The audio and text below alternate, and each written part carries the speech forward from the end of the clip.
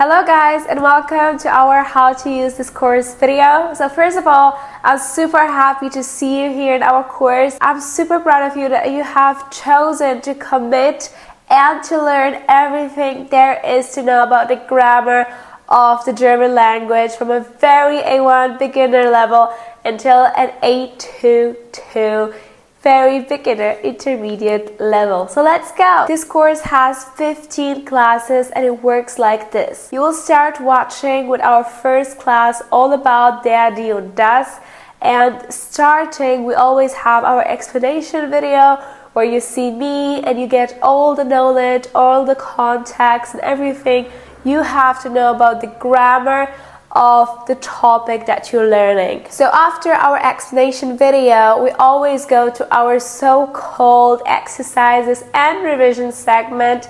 And what you do in here is we write together on our big whiteboard all the revision that we take from the explanation video so that you can repeat and test your knowledge of everything you have learned with me so far. So once that is done, our revision segment, then we move on to our amazing exercises segment where you get the chance to finally test yourself and test your knowledge and see how good your German grammar is. So once you do this, you have completed the class, and I'm super proud to see you do that to each of the 15 classes that are awaiting you so you can conquer your beautiful, strong and fluent German voice.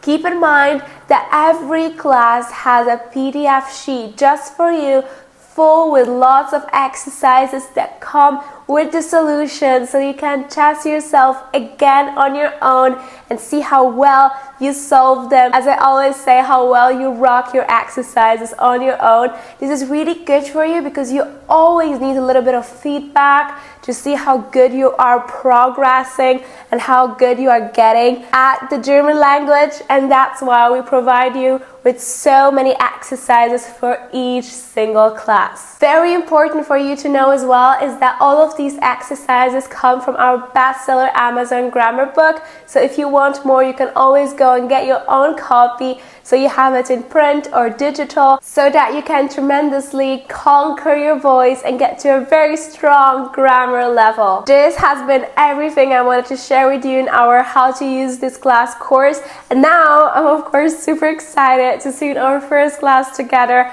Super pumped, super ready. Let's go and conquer your amazing German voice. Are you ready? Then I will see you in our first class together. Let's do it now. See you in class. Hello you. This video is for you for any time you doubt yourself and you feel not worthy enough to speak German. Now I know that learning German can be a very hard language, but I want you to stay motivated and to understand that if you stop learning now, you will lose every knowledge you have gathered until now. So really, the only thing that you can do is keep pushing and keep on learning what you need. Just think of the amazing opportunities German will open to you once you speak it fluent.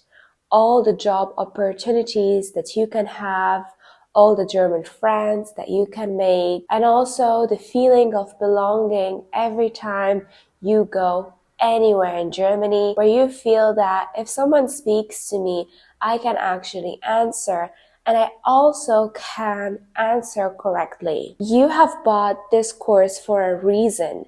You have not bought it only to buy it and leave it.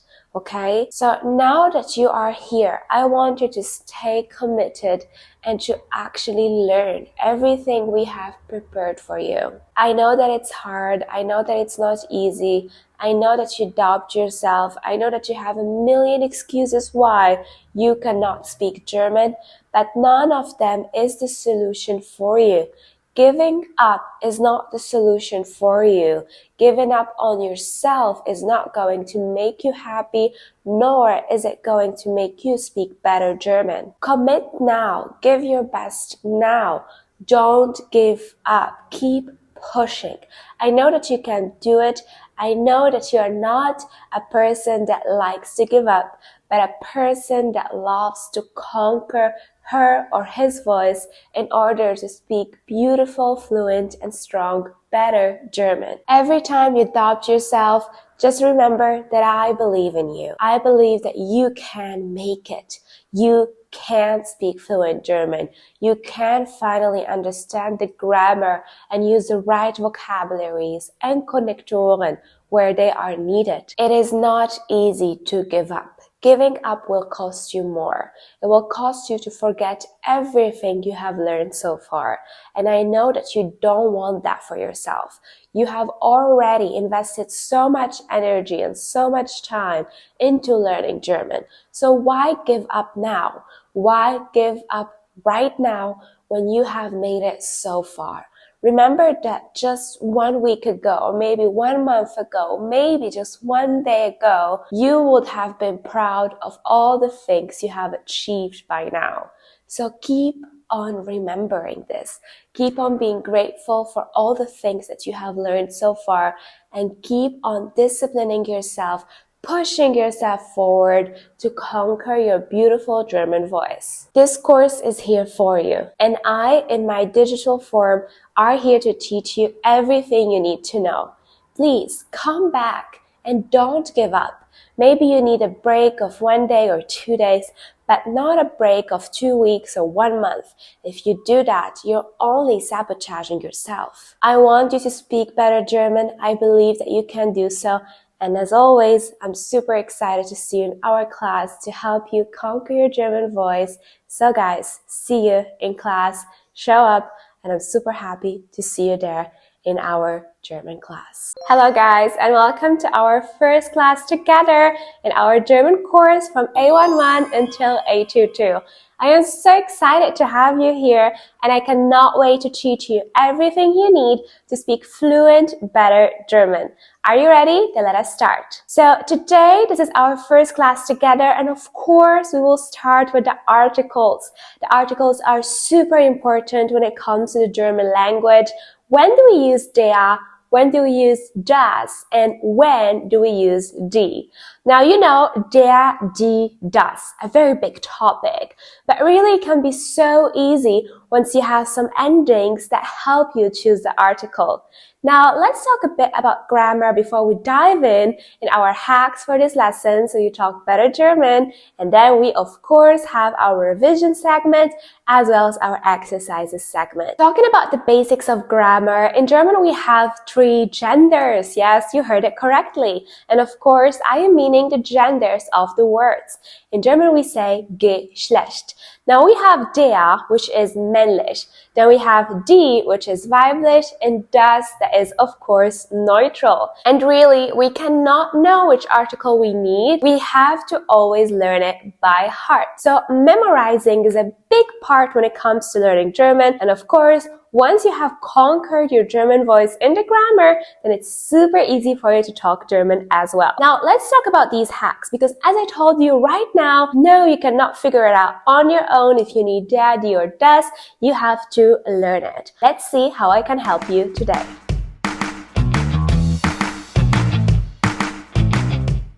Talking about our first article, der, we have some endings that we always need with it. The first one being ich. For example, der Rettich. See, because der Rettich ends with the word ich, that's why it takes the article der. Continuing, we also have the ending ig. For example, der Essig. The next one is ling, the ending ling, like the word der Rühling. Then we also have ismus. The ending of ismus is super important. You have it everywhere, kind of. You can say der Organismus, der Kapitalismus, der Sozialismus.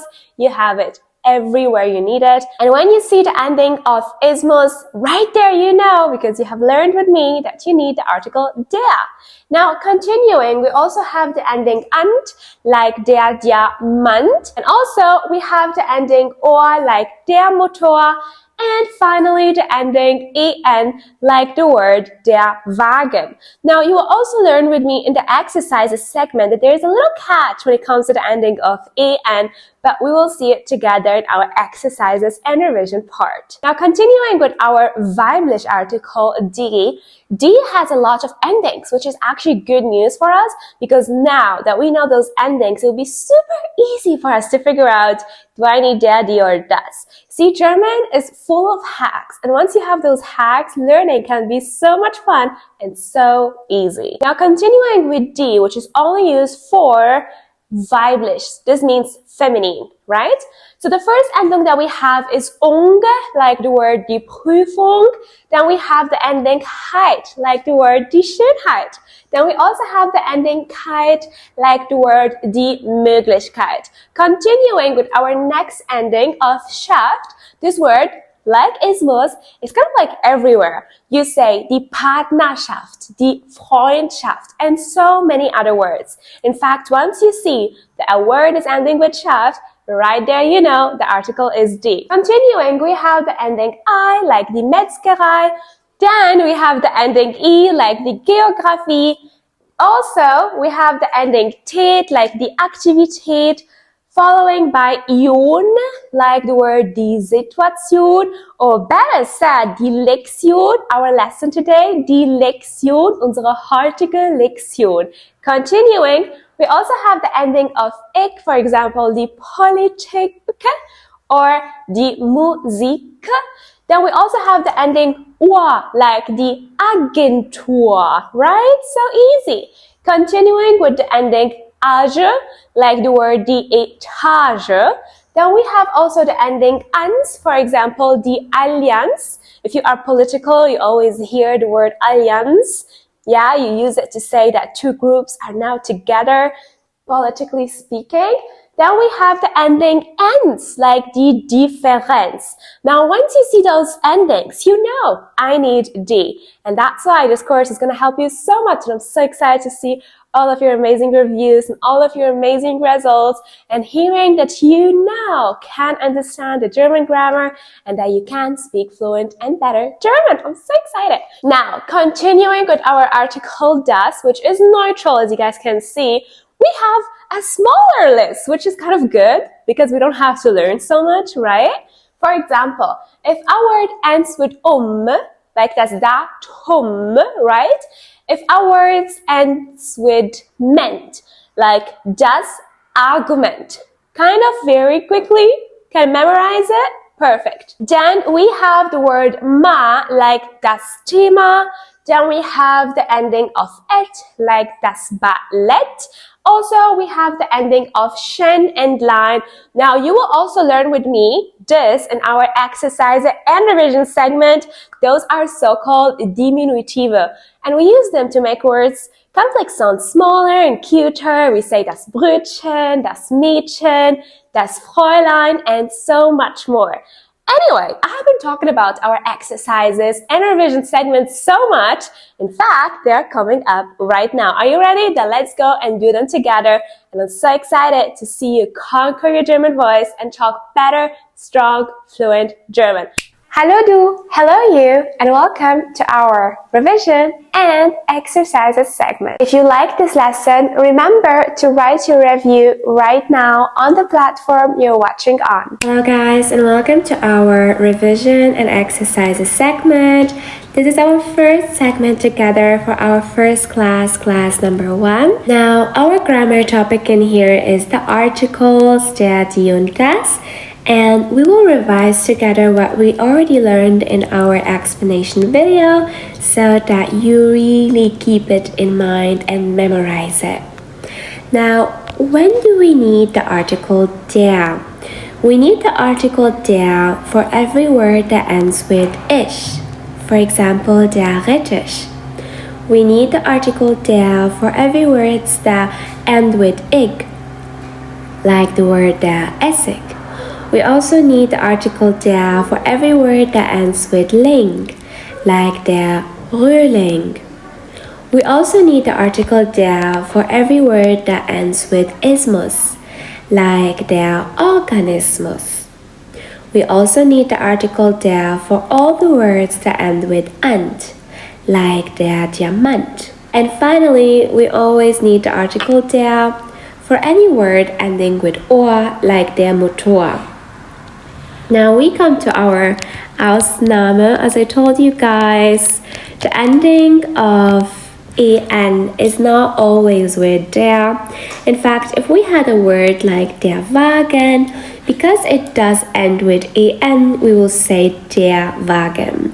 However, we do have a catch. In fact, for any verb that becomes a noun, the article is das and not der. Let me explain. So, verbs can become nouns in German. For example, the verb laufen, to walk, can become the word das Laufen. And this means that every time that we have a verb that is now a word, so a noun, it does need the article das and not the article der, even though, you guys, even though it ends with en. Okay, so this is our little catch that you should know. So every time you make a verb into a noun, remember the article is das. Das Laufen war schön. Das Laufen. Okay guys, let's keep it going with die. So when do we need the article die? First of all, if we have the ending of ung, then we need the article die. If we have the ending heit, like die Schönheit, we also need the article die. If we have the ending keit, like die Traurigkeit, we also need the article die. If we have the ending of Schaft, like Wirtschaft, then yes, we need the article die. If it's ending with I, like die Metzgerei, then it needs the article die. If it's ending with I, like die Geographie, then yes, we also need the article die in here. If the word is ending with tät, like die Qualität, then it needs the article die. If it's ending with ion, like die Situation, then it also needs the article die. If it's ending with ik, like die Mathematik, of course, we also need the article die. If it's ending with ur, like die Natur, it also needs the article die. And if it's ending with age, like die Etage, then yes, also in here we need the article die. And if it's ending with ans, as I gave you an example, as the example Allianz, then yes, we say die Allianz, and we also say die Differenz when it ends with ens. Perfect, guys. So this is very easy to learn, and it really does help us to just know, do I need der, do I need die, or do I need das? Now, if the word is ending with like the word Zentrum, then you would say das Zentrum. If it ends with ment, you would say das Pergament, das Argument. If it ends with ma, like das Thema, right? If it ends with et, like das Ballett. And then we have our diminutive. So the word schen and line, we always use them to make something smaller. For example, when we say Mädchen, we mean a young girl. If we say Fräulein, then we mean miss, right?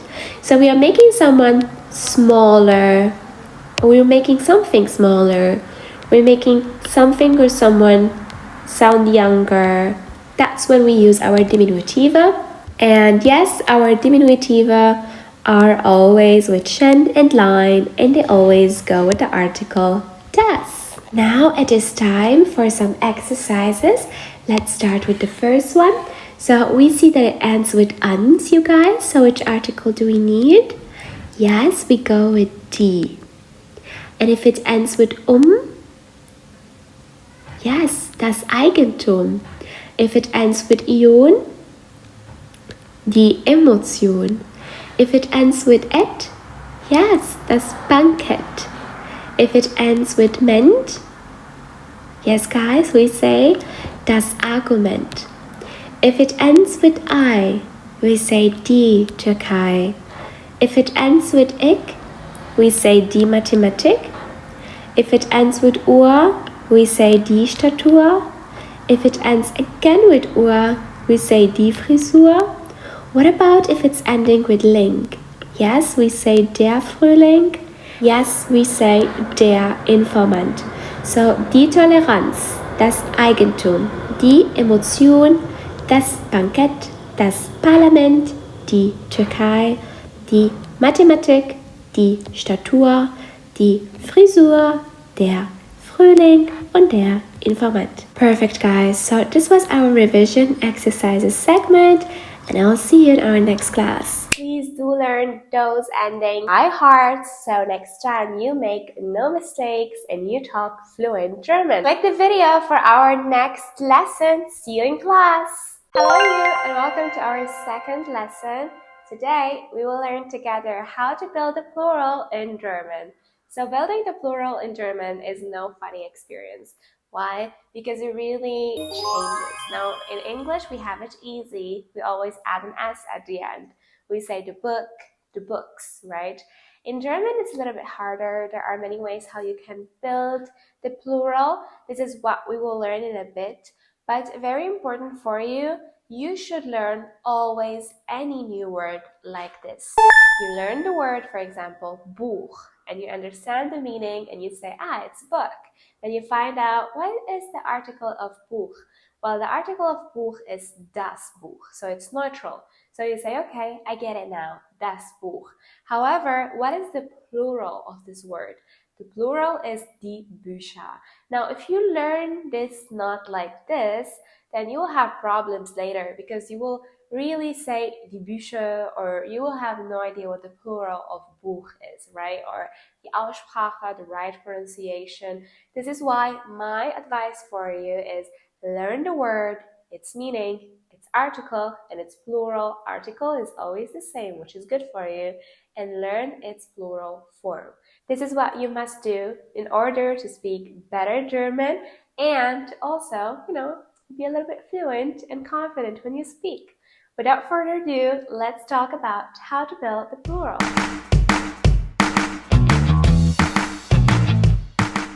So right now we are talking about der Kasus Nominativ. Just keep this in mind. You don't have to understand what it is. We will talk about it in the next lessons. But please just keep in mind those are the articles for Nominativ, and the plural article from Nominativ is die. So it's very, very fun. Now the first one is der Eimer. Der Eimer stays the same. There are many words in German that stay the same. Der Eimer is just one small example. Der Mantel changes, and now it is die Mäntel. You can see in here we have unsere Umlaut bei der A, unsere zwei Punkte. Die Aussprache ändert sich, so the pronunciation is now different. You don't say die Mantel, you say die Mäntel. Keep in mind this kind of A, so this A mit zwei Punkten is nothing else but an A. When we talk about pronunciation, right, we just say A. That's why we say die Mäntel. Very good. Now, next word is das Boot. Das Boot wäre die Boote. Der Baum, die Bäume. Now in here also we have something fun with pronunciation. So when it is only AU, we say au. But when we have an A umlaut by A, now we say oi, oi. And that's why we say die Bäume and not die Baume, okay? Very good. Next one is das Ei. Das Ei wäre die Eier. Das Buch, die Bücher. Das Hemd, die Hemden. Das Auto, die Autos. Die Lehrerin, die Lehrer.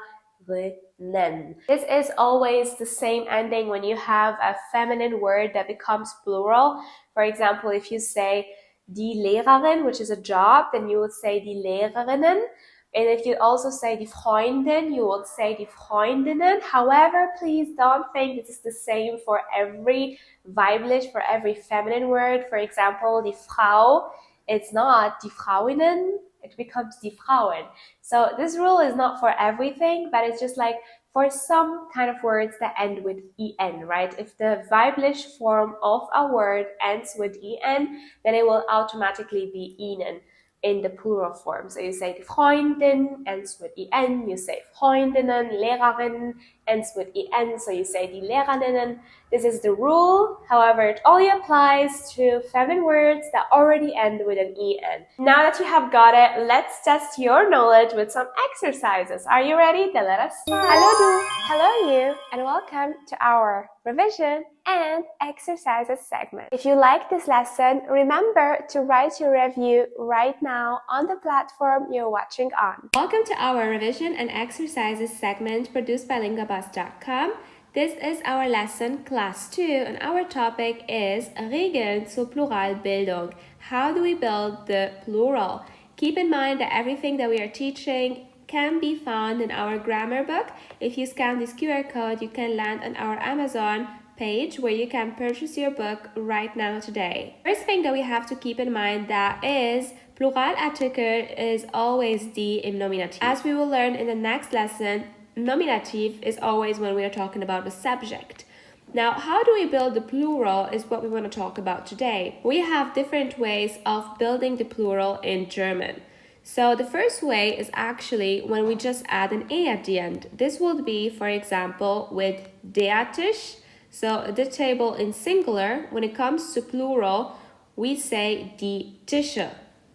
We can also do an umlaut and an e in the plural form. An example will be die Hand. The plural of die Hand is die Hände. So we can see a change from a to e and also an addition of e at the end. Die Hand, die Hände. Another example is die Tante, where we see an ending of en. Die Tante, die Tanten. As you can see, we don't write two e, we don't say die Tanten, but we only keep an e that we already have and just add an n.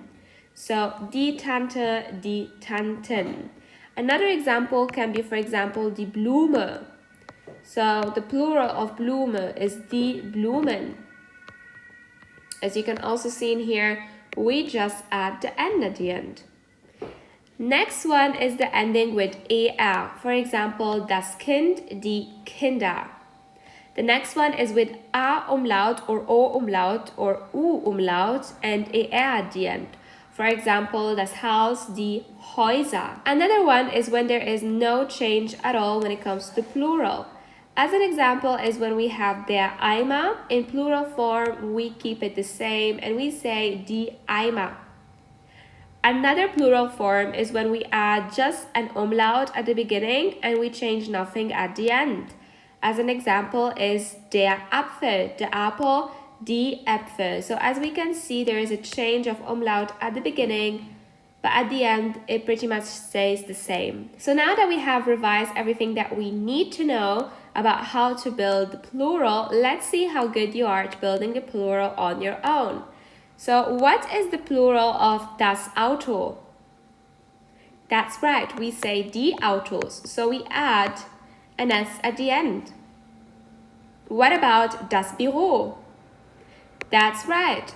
Also in here, we need an s at the end. So we say die Büros. What about das Hotel? Also in here, we just add an s at the end. So die Hotels. Let's see something different. When the ending is with s, let's see something different. In here, we have das Fenster. What is the plural of das Fenster? So in here, nothing changes. We just say die Fenster. Der Lehrer, die Lehrer. Der Schüler, die Schüler. Der Wagen, die Wagen. So this is when the plural sees no change. Let's go forth with something exciting. For example, Bruder, der Bruder.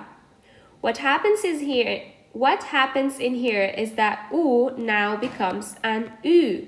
So we say die Brüder. This is how we build the plural. So we see an umlaut change, but everything else stays the same. Mantel, die Mäntel. The A is now an E. Mutter, die Mütter. So the only change in here is the umlaut of U, A, U, and O. And of course, the pronunciation is very important. Now, we call this U. I'm going to write it in red. This is U. This is Ü. This is A. This is E. This is O, die Tochter. Das ist die Töchter. So, it's a big pronunciation change. Tochter, Töchter, Töchter. Pretty much the O is now an Ö. So, U, Ü, A, E, O, Ö. Well done. Let's keep going with a new example of plural. Der Brief, was passiert hier? Very easy, we just need an end of E. So, der Brief, die Briefe. That's what we do. Der Film, die Filme. So, we just add an E at the end. Das Geschenk, die Geschenke. So, we just add also in here an E. Der Hund, die Hunde.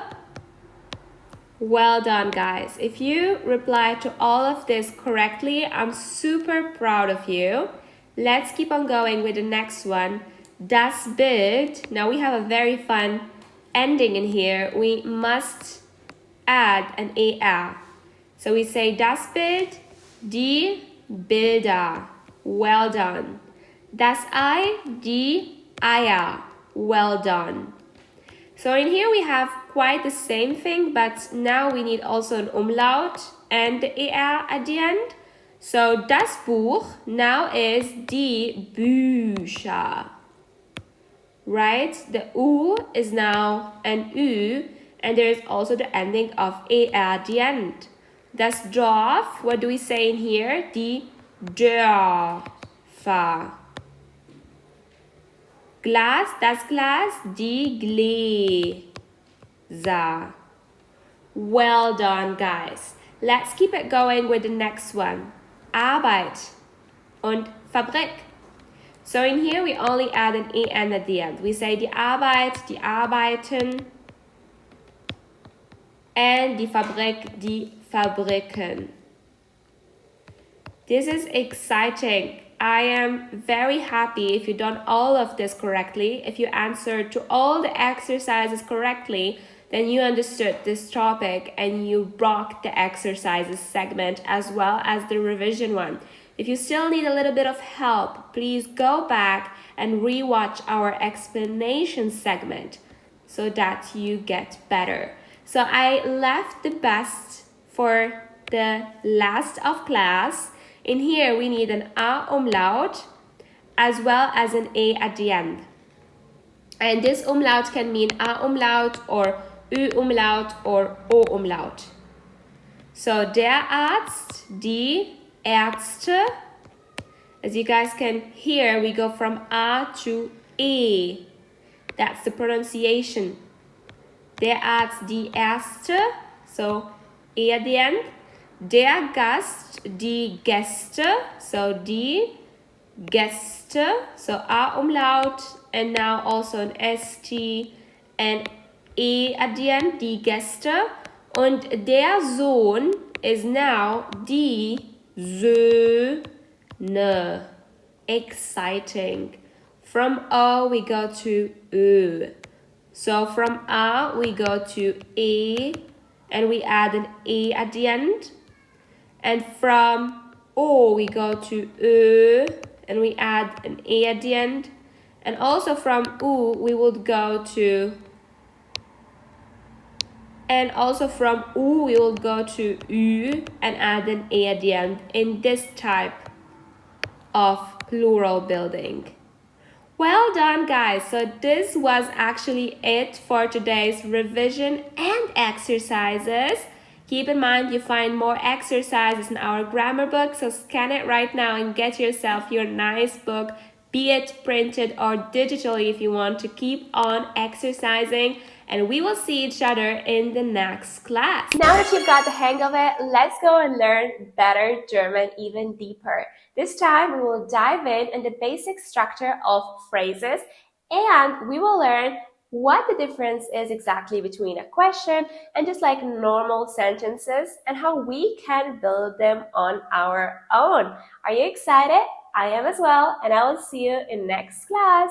Hello you, and welcome to our third lesson where we will be learning all about basic structure of a German sentence. Now, in German, we have two kind of like very important sentences. We have an Aussagesatz, in which I just tell you something, I'm informing you of something. And then we have the question. That's what we call die Frage.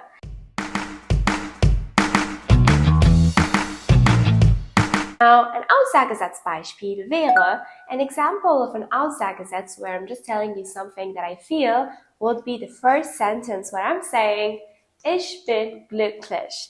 Now, when I say, hey, I'm happy, I'm just informing you how I feel. Now, what is important in here? The subject, ich, is always in the first position. The verb, bin, must always be at the second place, and whatever comes after it comes. This is the very basic structure. We always need the verb at position 2 and the subject preferably at the first position so that we have an Aussagesatz. Now, when we ask something, when we make a question, wenn wir eine Frage stellen, dann brauchen wir das Verb auf der ersten Stelle. So, when we are questioning something of someone, questioning ourselves, we need the verb at the first position. And that's where we say, bin ich glücklich? Am I happy? Bin ich glücklich? This is pretty much the same in any kind of language, and this goes also for German as well. Verb at the first position is a question. Now, let's talk about an exception, eine Ausnahme. So when we have one Nebensatz and one Hauptsatz, and they both meet each other, then the verbs must also meet each other. What do I mean? Let me explain. So my Hauptsatz is here, ich gehe spazieren. Hauptsatz is just a sentence where I'm saying something and I need no explanation for it. In English, we say main sentence. However, we also have another sentence, our explanatory sentence, where we are giving the reason why we're doing something. In German, we call it Nebensatz. So when I say, weil ich glücklich bin, gehe ich spazieren, you can see that both verbs are meeting each other, bin und gehe. This is what happens when Nebensatz goes for, so it goes before the Hauptsatz. Now, if I start with Hauptsatz, Nebensatz, I would say it like this. Ich gehe spazieren, weil ich glücklich bin. So the verbs do not meet each other. They are not one in front of the other. However, when I flip them and I have the Nebensatz as the starting point and I say, weil ich glücklich bin, gehe ich spazieren. And here you see that the verb needs to take the first position because it is Nebensatz, Hauptsatz, and not because it's a question. Now that you've got that, let's do some exercises and see how good you can speak German. Hello du, hello you, and welcome to our revision and exercises segment. If you like this lesson, remember to write your review right now on the platform you're watching on. Welcome to our revision and exercises segment produced by linkabus.com for our digital course. Today's lesson is class 3 and our topic is the basic phrase structure. So as you already have seen me explain, we have 3 major Satzarten. So 3 very important types of sentences. The first type of sentence that we have, so unsere erste Satzart, ist hier unsere Aussagesatz. And in the Aussagesatz, we just want to share information. That is really the scope of an Aussagesatz. We are just sharing information, talking to each other, entertaining ourselves. And let's make an example. Ich bin in Paris. So when I say I am in Paris, ich bin in Paris, I pretty much just mean that I am in Paris and that I am sharing information with you. I'm not asking something, I'm not explaining something, I'm just sharing information. Pretty much the scope of an Aussagesatz. Now there is a major structure that we must follow when we have an Aussagesatz, and that is that the verb must always be at the second position. That's it. Das Verb muss immer bei Position 2 sein. Das ist, wo wir am meisten aufpassen sollen. ist, dass wir wirklich unser Verb immer auf der zweiten Position halten sollen. That is the most important thing. We will see that in other types of sentences, this is not the focus, but in einem Aussagesatz, the most important thing is to have the verb at position 2. Now we also have a second type of Satzart, and that is a question, eine Frage. Wir sagen auch die Frage und wir sagen oben der Aussagesatz. So let me make a question out of my Aussagesatz. I can say, bin ich in Paris?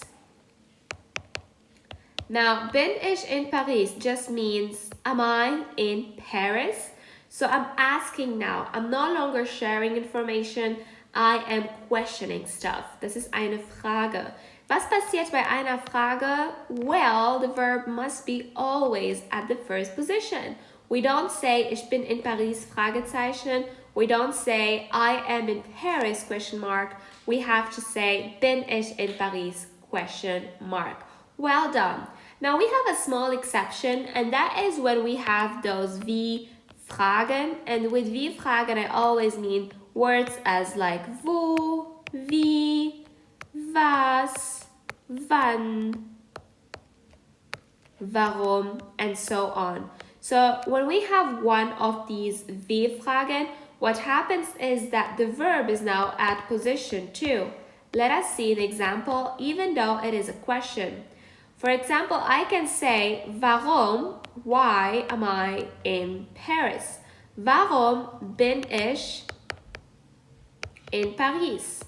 Now, as you guys can see, suddenly, our verb is no longer at the position 1, even though it's a question. The why, the wie, Frage, the warum is taking place number 1, and the verb is following at position 2. So this is an Ausnahme, and this shows us that even though we have a question, if we have a wie, what, then what happens is that the verb goes at the second position, even though it is a question. So we already talked about the first type of a sentence where we have the verb at the second position, and that's when we have an Aussagesatz. And we already now explained when we have the verb either at the first position or a second position, and that's when we have a question, eine Frage. As you guys already heard me explain, we have 3 major type of sentences in German, and right now we will do the third type, the most important, Hauptsatz or Nebensatz. So der Hauptsatz or der Nebensatz. And this is where lots of people are confused because they never learned German correctly, and that's why our digital course will make grammar for you easy and fun. The course is really made for you so you can speak better German and conquer your voice. That's really the goal why we're making it. So ein Hauptsatz in English is literally a main sentence. And a Nebensatz just means a side sentence. And now when we're talking about the main sentence in here, it really has the same power as an Aussagesatz. So it is really as if we're having an Aussagesatz.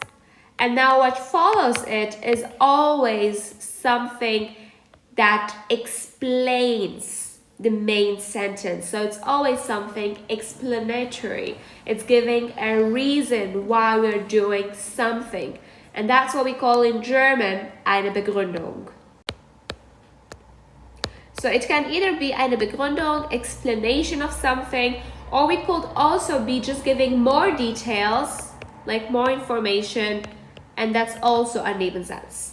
Let's make an example. If I say, ich bin in Paris, then you guys already know, well, this is a main sentence because I'm just sharing information.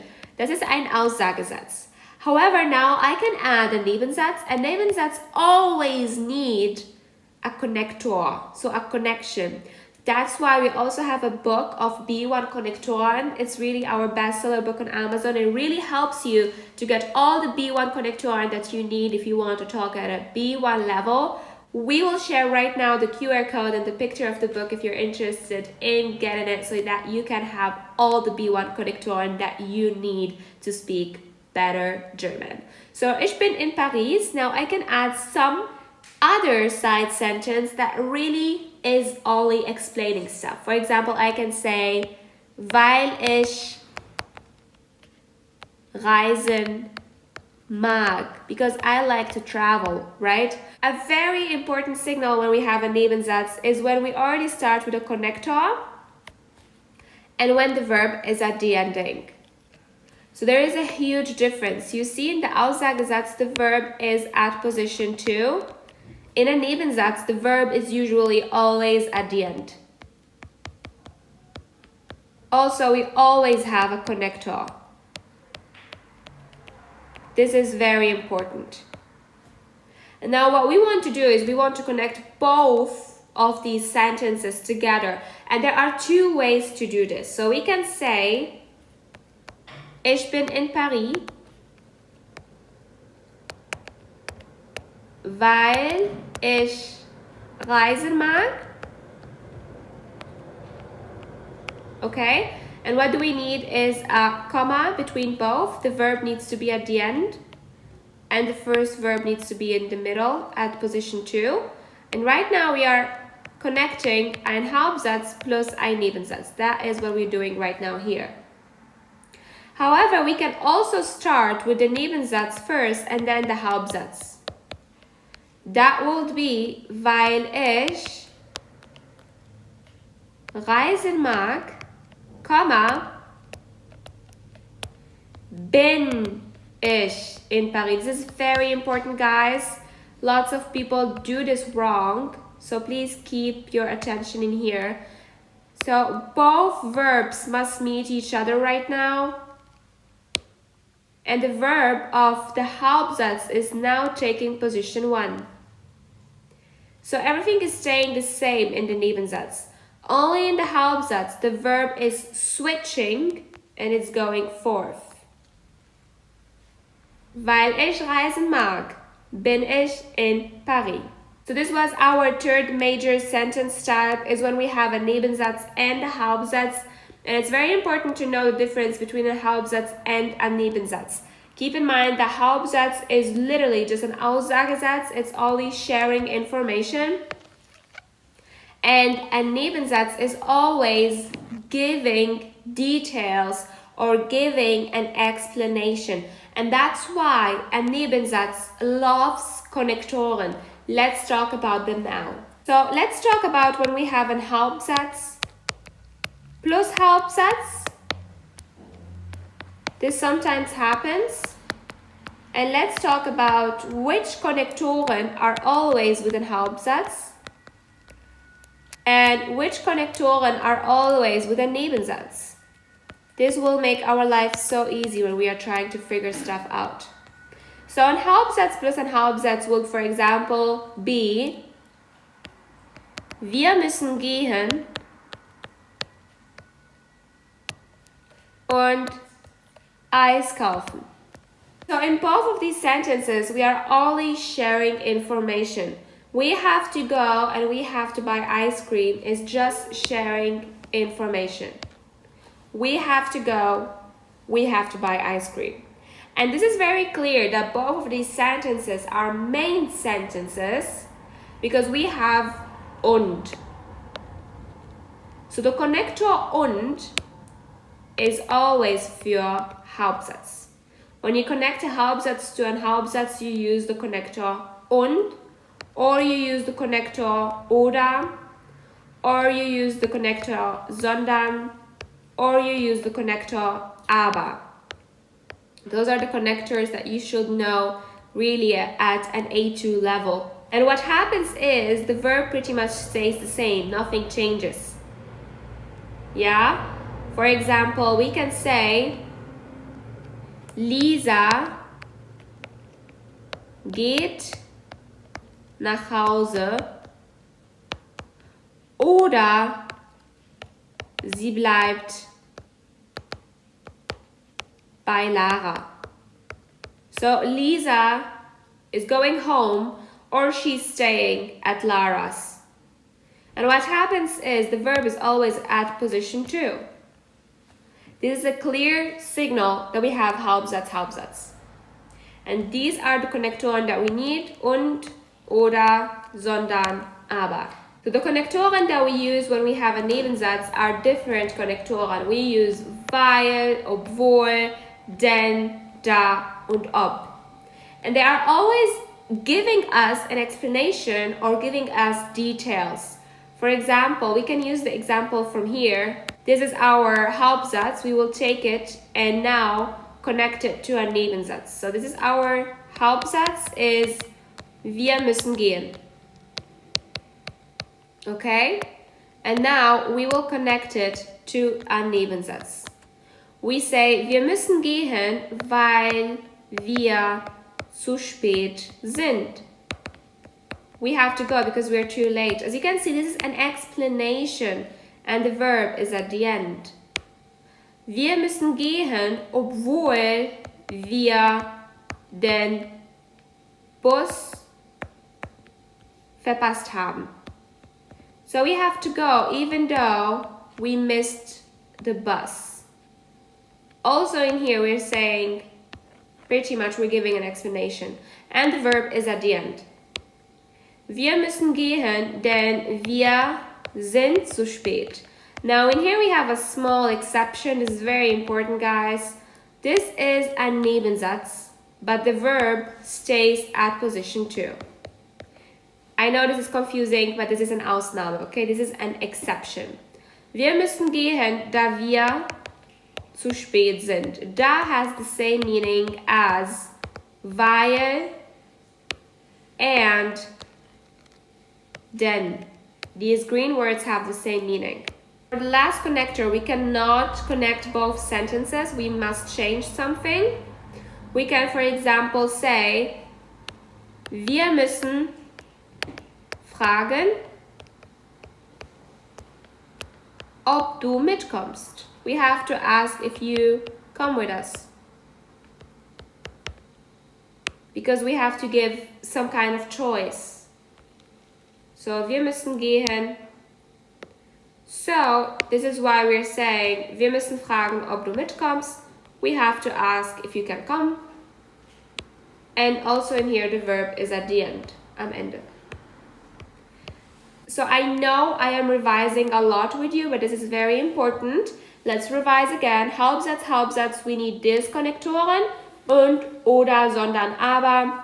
And if we have a Hauptsatz, Nebensatz, we must use weil, obwohl, denn, da, oder ob. And the list goes on and on and on and on because we're just giving explanations and we have in German so many connectoren. Okay, hold on now. Let's talk about the first sentence. What is wrong? Ich im Laden bin. Now it's clear. The verb, yeah, well done, is an Aussagesatz, so the verb has to be here. This is an Aussagesatz, it can be an Hauptsatz, so our verb must be at position 2. Ich bin im Laden. The second one, sie kann machen das. It's wrong because we now have a modal verb, kann, and machen, infinitive verb. So when we have a certain structure, the verbs must split and we say, sie kann das machen. So machen goes at the end, always, because it's an infinitive and we have a modal verb. Sie kann das machen. Third question, woher sie ist. This is pretty clear. We already talked about this in this revision. The verb must be at position 2 if we have a W-Frage. If you said, ist woher sie, like number 4, you're also wrong. Because as we already explained, das W-Wort muss erste Position nehmen. So the W-word must take the first position. So the right question in here is, woher ist sie? Oder woher kommt sie? Fifth question, or actually fifth sentence, Ich kann kommen und ich habe Zeit. As you can see, ich habe Zeit is explaining something. Yeah, it's explaining why I can come. That's why we cannot connect this with und. We need weil because I'm giving a reason why. So we say, ich kann kommen, weil ich habe Zeit. Wrong. As we already learned, the connector of weil needs the verb at the end. So, ich kann kommen, weil ich Zeit habe. Well done, guys. This was our revision and all the exercises that we had to do for this class. Keep learning strongly, conquer your voice, and I will see you in next class. Hallo du, willkommen wieder. Hello you and welcome. This is our first class and together we will be learning how to build das Präsens. Das Präsens ist sehr wichtig. Du wirst das Präsens jeden Tag wirklich in jedem Gespräch brauchen. And this is why we must learn it right. Now keep in mind that when you're learning German, there are lots and lots of grammar rules. German is really one of those languages that has so much grammar, enough for everybody. And this also is the same thing in here for presents. Keep in mind that we have two types of verbs. We have regelmäßige Verben und unregelmäßige Verben. So we have regular verbs and irregular verbs. Now, how do we differentiate between these verbs? This is a question that I get each time when I'm teaching a beginner class on linguabus.com. And the reason why, they just want to have like a little hack, right? Everybody loves a nice hack for any kind of language. However, there is really no hack when it comes to this. In German, you have to learn all verbs by heart, and this is why it's difficult, right? But we are here to make it easy. I will teach you how to conjugate the regular verbs, and yeah, you must learn the others by heart.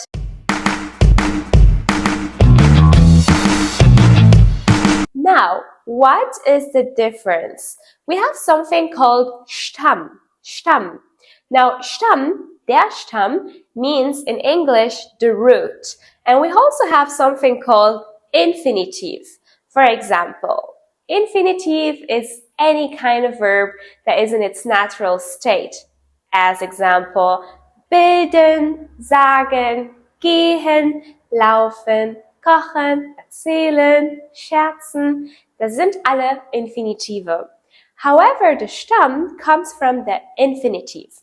As example, if we're talking about a regular verb as kaufen, we will take the verb kaufen and we will build from it our Stamm. How do we do this? Very easy. We take the en away from kaufen and right there, you've got it. That is your Stamm, kauf. Now, that we have our Stamm, we can build our Präsens. Let's see an example. You already know our Personalpronomen im Nominativ. Das sind ich, du, er, sie, es oder man, wir, ihr, sie und sie groß für Respekt. Zum Beispiel Frau Müller. Now that we have our Stamm everywhere, kauf, kauf, and so on, we add the endings for each personal pronouns. So for ich, we take e, and that's where we say ich kaufe. For du, we take st. That's why we say du kaufst. For er, sie, es or man, we say er, sie, es, man kauft. So we have a t at the end. Now for wir, we have an en at the end. That's why we say wir kaufen. For ihr, we also take a t, so we say ihr kauft. And for sie, small written or big written, we say sie kaufen, sie kaufen. This is how we conjugate every regular verb. And as you can see, it's so easy. However, we do have some verbs that are irregular. For example, the verb wissen. Now, the verb wissen means to know. And if it were a regular verb, it would go like this. We would need the Stamm, so we would take the en away, we would have this, and then we would say ich wisse, du wissest, and so on. However, this is wrong because wissen is an irregular verb. In fact, the Stamm of wissen is really irrelevant because the conjugation of the presens goes on like this. We say ich weiß, du weißt, sie es weiß, wir wissen, ihr wisst und sie wissen. As you can see, the verb changes. Sometimes we say this, sometimes we say weiß. And this is a poor symbol of a verb that is irregular. So if you are thinking of any verb and questioning yourself, is it regular, is it irregular, just conjugate it and you will find out. If the Stamm changes, then it is irregular. The bad news is that you cannot figure out how the Stamm will be built if it is irregular. And this is exactly why you must learn them by heart. Now that your brain is full with knowledge, let us exercise a bit together. We will be using our grammar book in here as well. Hello du, hello you, and welcome to our revision and exercises segment. If you like this lesson, remember to write your review right now on the platform you're watching on. Welcome to our revision and exercises segment produced by lingabas.com for our digital course. This is our fourth class, class number 4, and our topic is Verben, Konjugation im Präsens für regelmäßige Verben. So we already learned together from our explanation that verbs are regelmäßig, regular, when the Stamm doesn't change. As an example in here is the verb kaufen. Now, infinitive von kaufen is ja kaufen. And we take the en away, that's our Stamm right here is kauf. We say der Stamm. And the Stamm means in English roots. So the meaning of this is really that when the roots of the verb don't change, that's when you have a regular verb. And then we can conjugate it. It's very easy. Now that we have our Stamm, we write it for all of our personal pronouns. Unsere Personalpronomen sind hier ich, du, sie, es, wir, ihr, sie und sie groß für respect, for example, Frau Müller. So when we respect someone and we are not talking with them in a friendly, when we have to call them by their family name, that's when we use sie. So what do? Now we write our Stamm everywhere and then we add the endings. The ending for ich is e, the ending for du is st, the ending für sie, es is t, the ending for wir ist en, ending für ihr ist t und ending für sie klein oder sie groß ist en. And right there we have conjugated our regular verb in presens. We say ich kaufe, du kaufst, sie es kauft, wir kaufen, ihr kauft und sie kaufen. Well done! We do the same thing with sagen. As you can see, sagen, our verb in infinitive is sag. We take the en away. We have sag. This is our Stamm. And then we end our Endungen für jedes Personalpronomen. Dann sagen wir, ich sage, du sagst, sie es sagt, wir sagen, ihr sagt und sie sagen. That's it. That's how we conjugate regular verbs in presens. Time for some exercises. Let's keep going with the verb lernen. So when we have the verb lernen, the first thing that we must do is take the en away von dem Infinitiv. Dann haben wir unseren Stamm. Unseren Stamm ist hier lern. Dann schreiben wir lern einfach überall. Lern, lern. And so on. We keep on writing it everywhere. For every personal pronoun, and then we add the ending to each personal pronoun. So for ich brauchen wir immer eine e, für du brauchen wir immer eine st, für sie es brauchen wir immer eine t, für wir brauchen wir immer eine en, für ihr brauchen wir immer eine t und für sie brauchen wir immer eine en. Da sagen wir, ich lerne, du lernst, er, sie, es lernt, wir lernen, ihr lernt und sie lernen. Well done, guys. I'm so excited to do the second verb, gehen. Now, gehen is an irregular verb. However, in presence, it stays the same. But as we keep going on in Präteritum and imperfect, we will see that the Stamm is different. That's why gehen is actually irregular, even though the Stamm is the same für Präsens. So, für Präsens, wir bilden ja den Stamm, das ist ja G, wir haben en weggemacht. Dann sagen wir einfach, ich gehe, du gehst, er, sie, es geht, wir gehen, ihr geht und sie gehen. So, the Stamm is always gehe in presence. But guys, keep in mind, as I said, in Präteritum, it changes. So in Präteritum, now we say ich ging. As you can see, the Stamm is no longer there. Where is geh? It's gone. And the same thing for Partizip 2. When we build the Partizip 2, we can see that we say bin gegangen, gegangen. And this change from gehe to gang or ging is a clear example that gehen is not regular, okay? Let's do another verb, sagen. Now, sagen is a very regular verb because even though when we go to Präteritum, we say ich sagte, das ist unsere Präteritumform. As you can see, we still have the Sag-Stamm in here. Perfect. This is a clear signal. Hey, this is a regular verb. Same thing, so in Präteritum, simple past, we say ich sagte, Präteritum.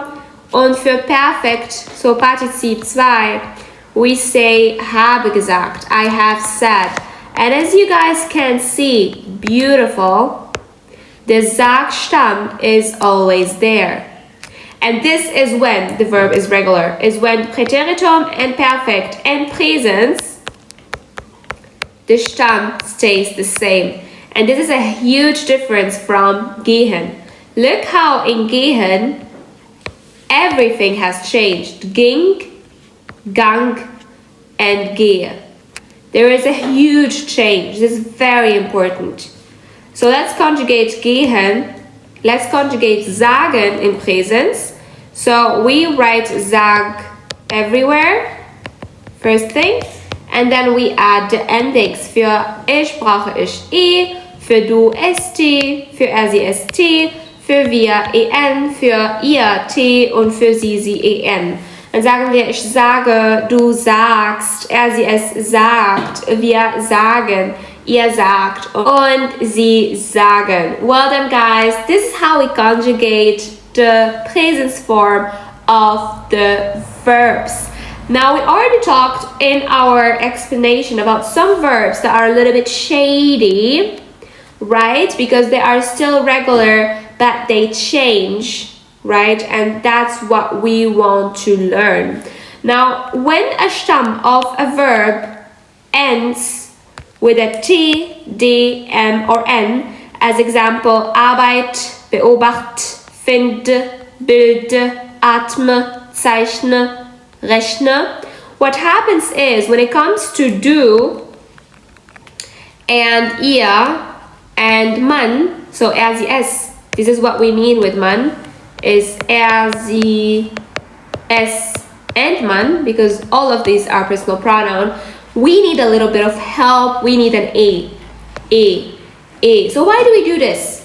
It's only for pronunciation, guys. So this is still regular. It's only a bit different. I like to say a little bit shady because it changes only for the pronunciation, but everything stays the same.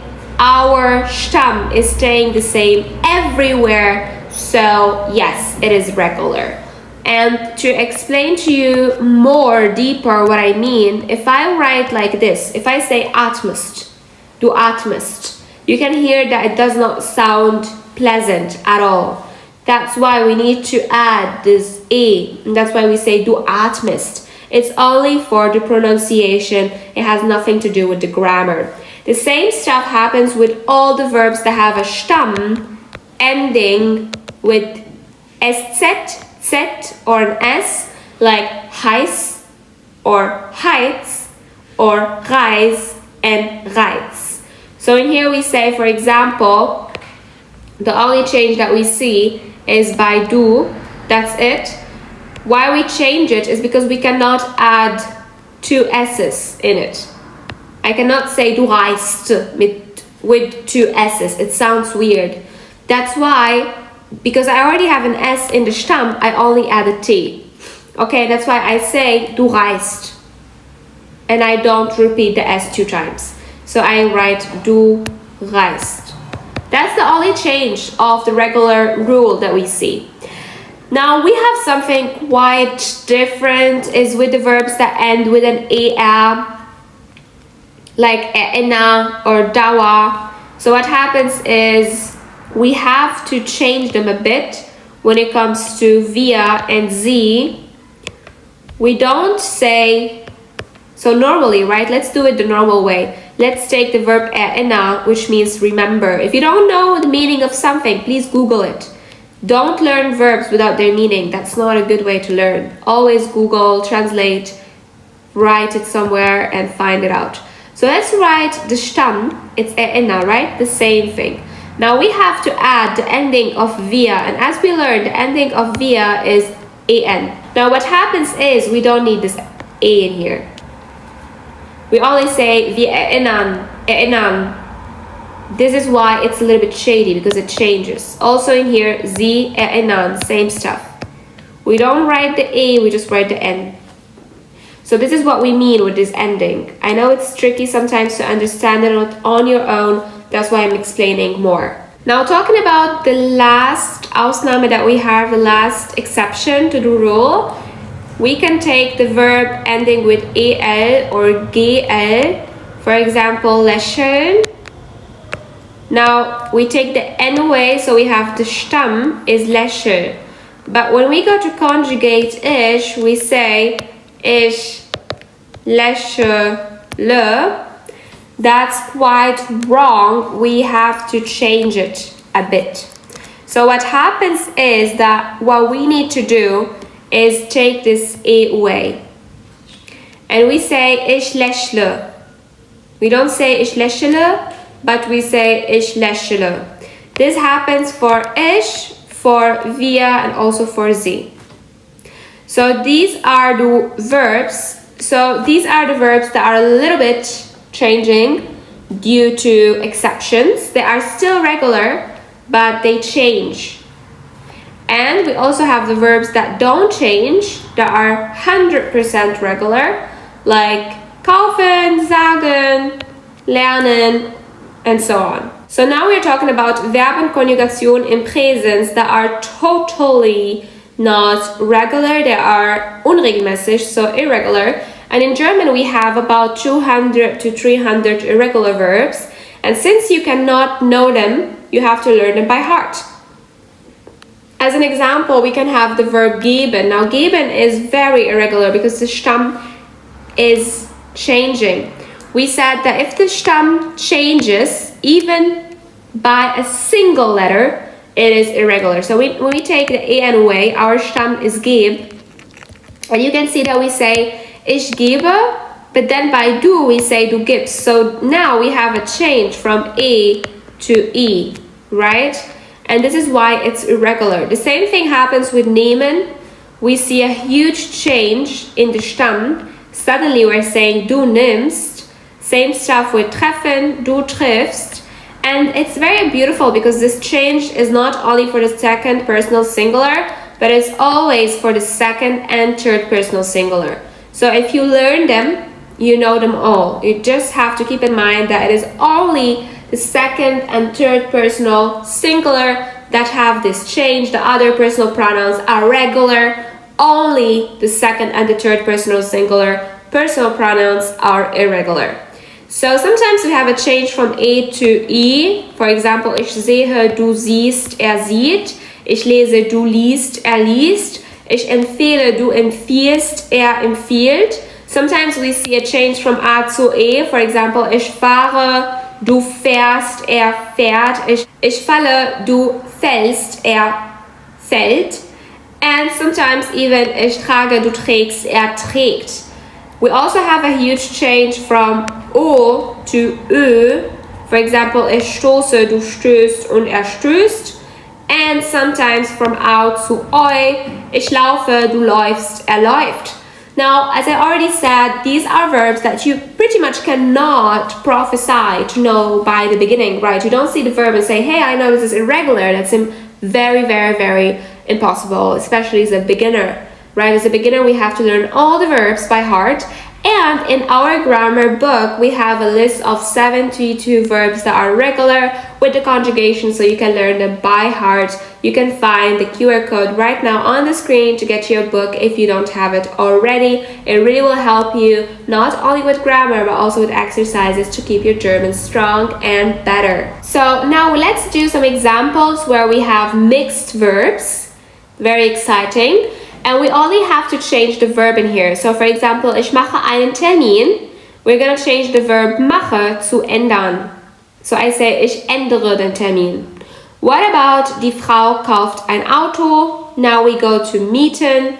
We say, die Frau mietet ein Auto. So mieten is a regular verb. Mietet ein Auto. What about kaufst du eine Zeitung lesen? We have already seen lesen is irregular, so we say liest du eine Zeitung. What about schlafen? Er schwimmt heute. Schlafen is irregular, we say schläft heute. What about sollen? Sollen wir Pizza essen? Now we change it with wollen. We say wollen wir Pizza essen. This is a modal verb. We will learn it in the next lesson. So then we have läufst du zum Bahnhof. By the way, laufen, as you guys can see, is irregular, but we already saw this in the prior revision. So läufst du zum Bahnhof, fahren, now we say fährst du zum Bahnhof with an A umlaut. Das Kind schreit, das Kind lächelt. Der Mann bucht eine Beratung. Der Mann vergisst eine Beratung. See how we change from A to E? This is irregular. Then we have sie suchen ihr Ziel. Sie finden ihr Ziel. Then we have schließt du um 9 Uhr morgens. Then we have öffnest du. So this changes to öffnest du. What about fliegst du nächste Woche? Schwimmst du nächste Woche? Essen Sie den Hummer zum Frühstück? Kaufen Sie den Hummer zum Frühstück? Glaubst du an mich? Then we say, wartest du auf mich?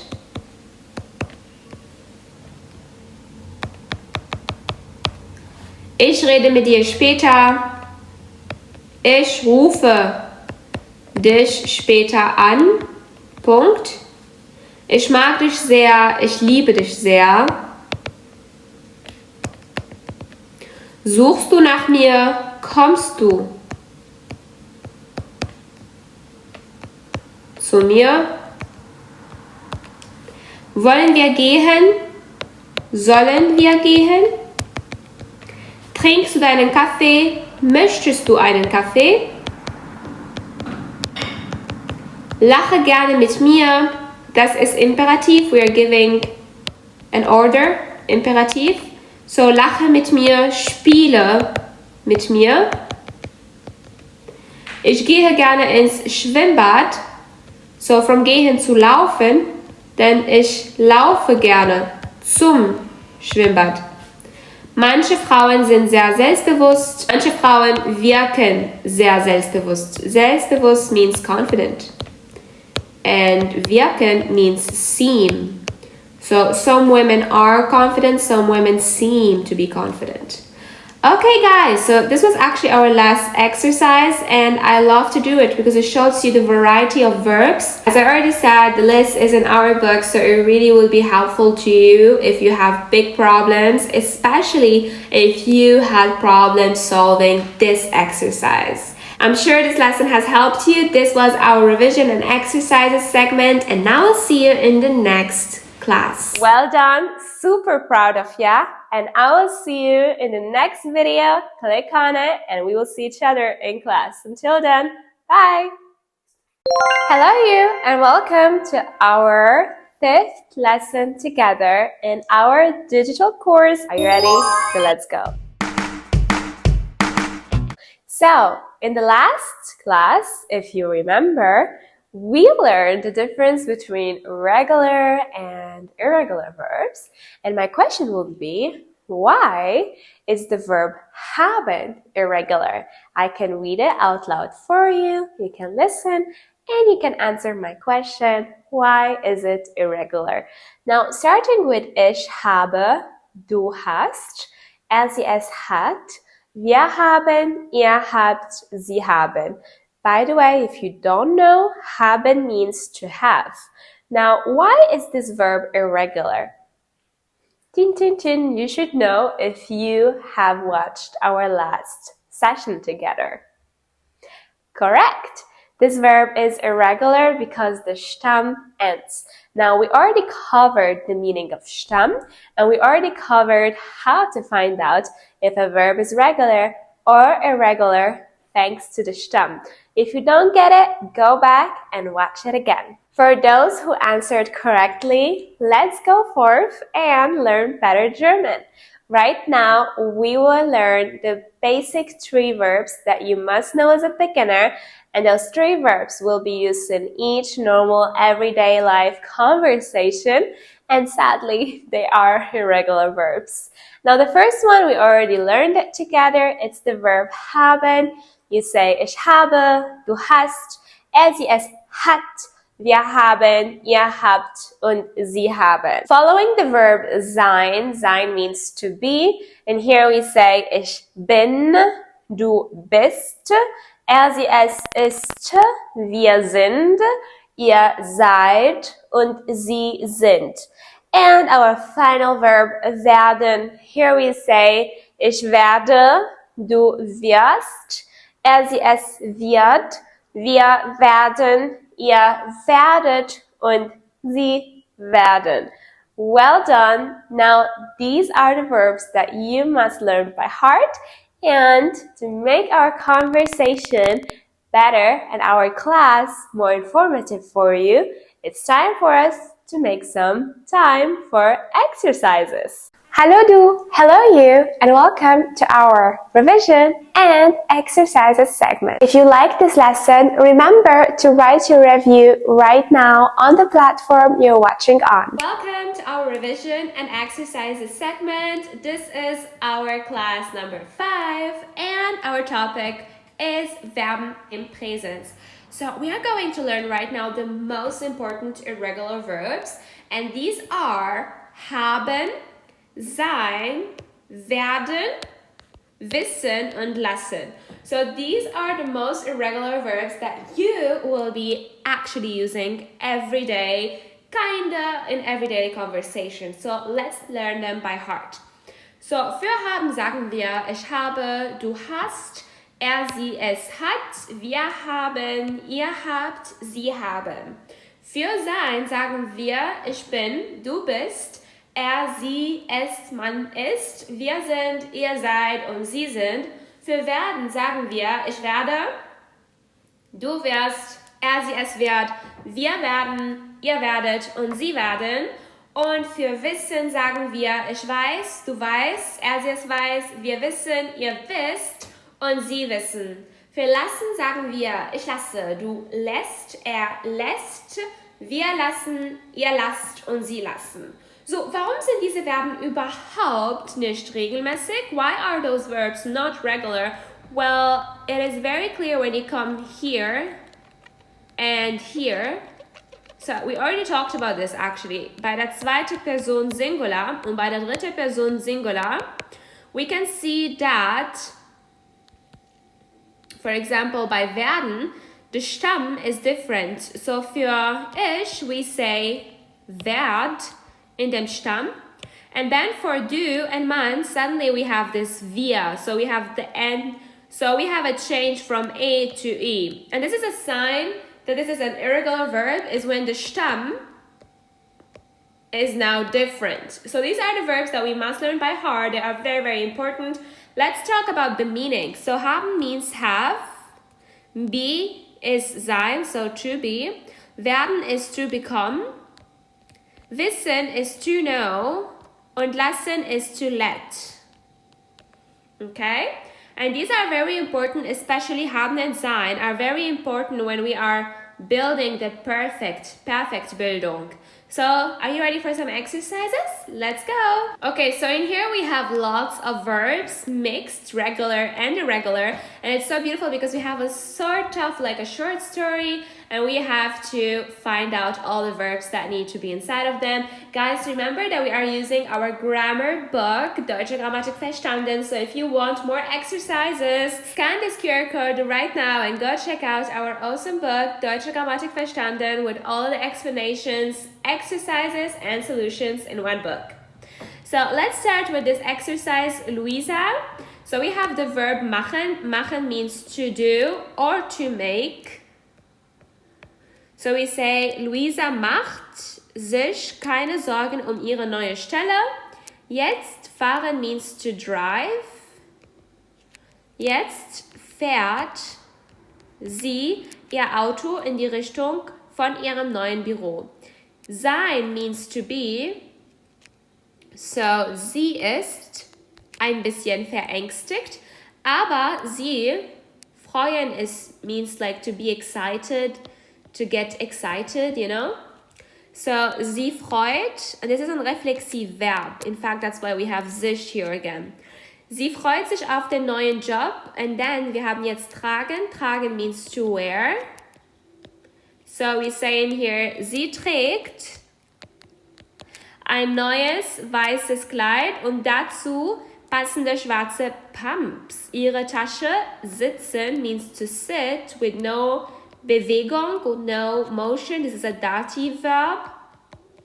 So, ihre Tasche sitzt auf dem Passagiersitz neben ihr. Die Straße sein, to be again. Die Straße ist glücklicherweise nicht voll. Heute geben means to give. This is also a dative verb. We say, ich gebe dir, du gibst mir. So, heute gibt es nicht so viel Stau. Das Wetter, we have aussehen. This is a trennbar verb. And it means to look like. So we say, das Wetter sieht auch ganz beruhigend aus. See, this is why it's trennverb, because you say first the sehen part and then the aus. So it separates itself. That's why we call it trennbares Verb. So then we have scheinen. It means to shine, kind of similar to English. Die Sonne scheint und alle Wolken verstecken sich. So verstecken means hide. Es, we have werden. Werden means to become. So we say, es wird ein ganz schöner Tag. Denken means to think. Denkt sich Luisa. Luisa, sich erinnern an means to remember someone. So, Luisa erinnert sich an ihren alten Chef. Hoffen means to hope. Sie hofft, dass ihr neuer Chef sich ihr gegenüber besser verhalten means to treat someone. So, dass ihr neuer Chef sich ihr gegenüber besser verhält. Jetzt ankommen means to arrive, and this is also a trennbares Verb, so we have to split it. Sie kommt gleich an. Sie, noch ein trennbares Verb. Aussteigen means to come out of the car, so to come out of the car. Sie steigt aus dem Auto aus. And by the way, aussteigen is not only for car, but also like for Bahn, if you come out from the Bahn, from the Zug, from a taxi, so pretty much any vehicle. Schließen means to close. So, schließt die Tür. So, verlassen means to abandon. Abandon. Und verlässt den Parkplatz. Unterwegs, sehen means to see.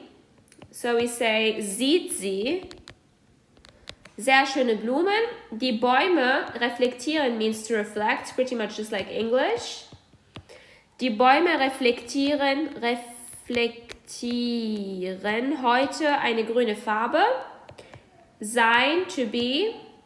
Es ist endlich Frühling. Guys, what is the article of Frühling? Let me know if you're smart. Yeah, it's der. Well done, guys. It ends with ling.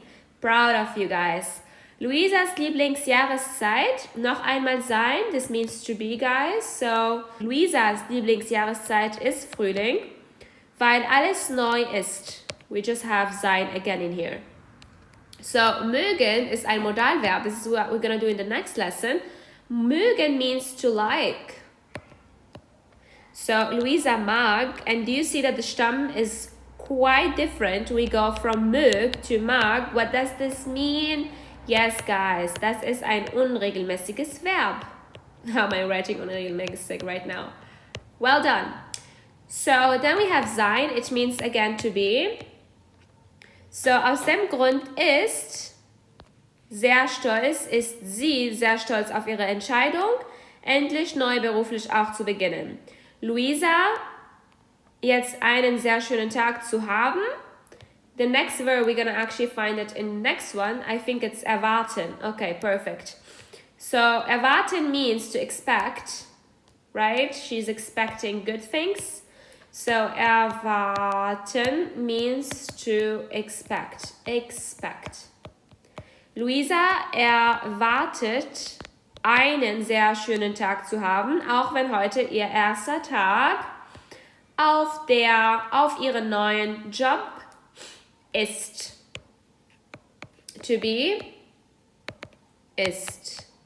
Next verb, sorgen means to provide. So, Luisa provides already for. So, sorgt schon dafür, dass sie viel Spaß haben. Jetzt werden means to become. Werden means to become, but it's also used to build the future form. That's why we say, dass sie viel Spaß haben wird. So guys, this has been the exercise of today. I'll see you in the next one. Now that you understand the meaning of these verbs and how they look in present, let us continue learning more. In the next lesson, we will be talking about modal verbs, Modalverben in present. I'm so excited to see you in class.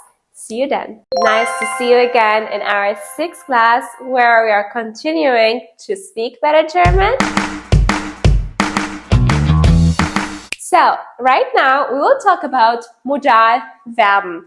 In German we have 6 Modalverben and they are very important. Now, before talking about how to conjugate them, I would love to talk about the meaning and in which context to use them. So, we always have like a pair, you know, they go together. The first one being müssen wie es sollen, wollen wie es möchten, und können wie es dürfen. As you can see, I already grouped them in 3 groups and we have each time 2 verbs that are against each other. Now starting with müssen wie es sollen, müssen means must. So you must do something. However, sollen means to show or out to make something. So you really don't have to do it.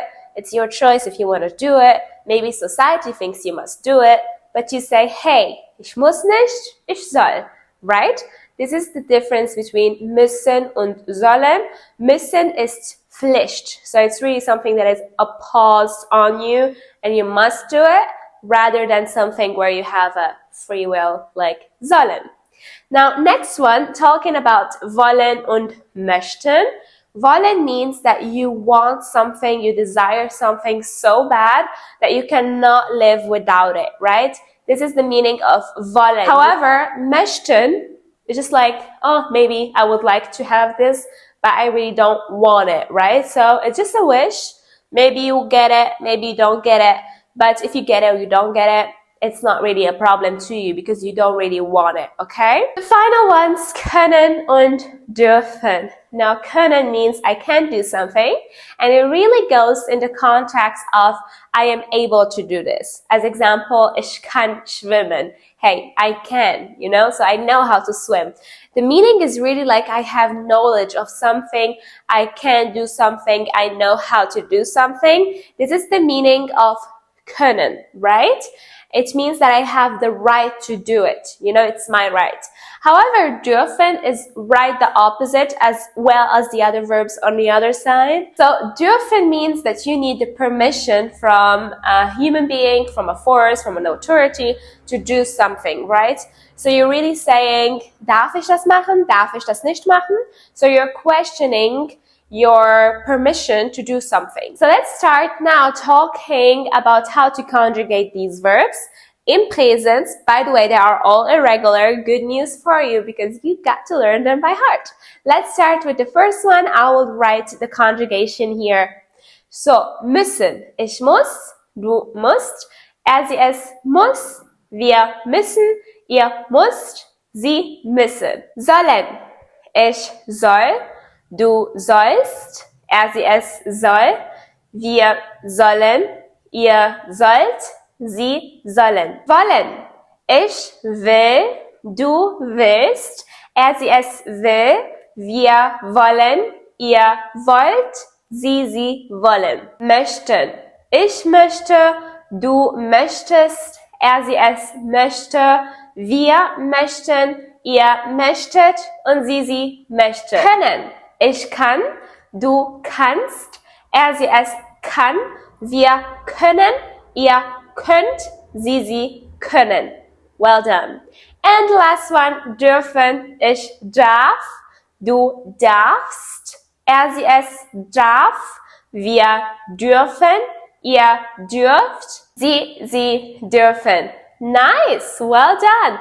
So I am sure you already saw that the first person singular and the third person singular are the same. You say ich kann, es kann, ich will, es will. Yeah, that's how.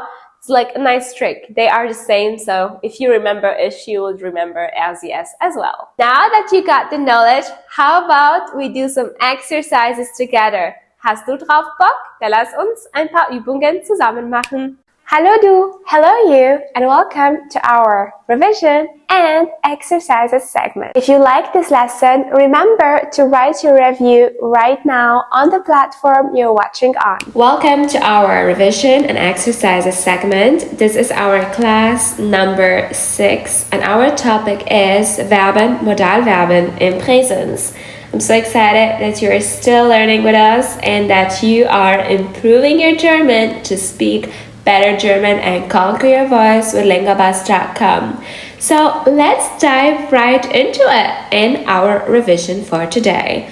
So in German we have Modalverben and Modalverben sind sehr wichtig. Sie helfen uns dabei, Deutsch zu reden und auch genau auszudrücken, was wir meinen. Es gibt einen großen Unterschied zwischen diesen Verben und das ist genau, was wir jetzt wiederholen werden. So the modal verbs are very important in the German language because they seem kind of like similar, but they are not. They have actually different meanings, as we already saw in our explanation. Now we're going to focus on how to conjugate them and how to solve the exercises that we have ready for today. Let's start with dürfen. The first thing that you should know is that the first and third personal singular are always the same when it comes to Modalverben. We can see it in here as well as here. So let's read together. Dürfen, we conjugate and we say ich darf, du darfst, es darf, wir dürfen, ihr dürft und sie dürfen. So you can see that ich und man is the same thing. Können, it means can, and dürfen means actually to like, am I able to do this? Like, do I have permission? So it has a connection with permission. Am I allowed to do this? This is the real meaning of dürfen. Allowed to. This is really what you ask with dürfen. And können is like to say I can and I am able to do it. Able to. Now, müssen, as we already studied in our presentation, it means must. Sollen means to shall. Wollen means will, big desire, and möchten just means like, you know. So, ich darf, du darfst, er, sie, es darf, wir dürfen, ihr dürft, sie dürfen. Ich kann, du kannst, er, sie, es kann. Wir können, ihr könnt und sie können. Ich muss, du musst, er, sie, es muss. Wir müssen, ihr müsst und sie müssen. Ich soll, du sollst, er, sie, es soll. Wir sollen, ihr sollt und sie sollen. Ich will, du willst, er, sie, es will. Wir wollen, ihr wollt und sie wollen. Ich möchte, du möchtest, er, sie, es möchte. Wir möchten, ihr möchtet und sie möchten. This is the conjugation in the presence for Modalverben. And let's go to our small exercise. So the first exercise that we have in this revision part is diese Verben auswendig zu lernen. So your first exercise is to learn the conjugation of these verbs by heart. Okay? Very important. This is our exercise 1. So actually you should be able to learn this in 1 week if you really put your mind into it and you use them every day.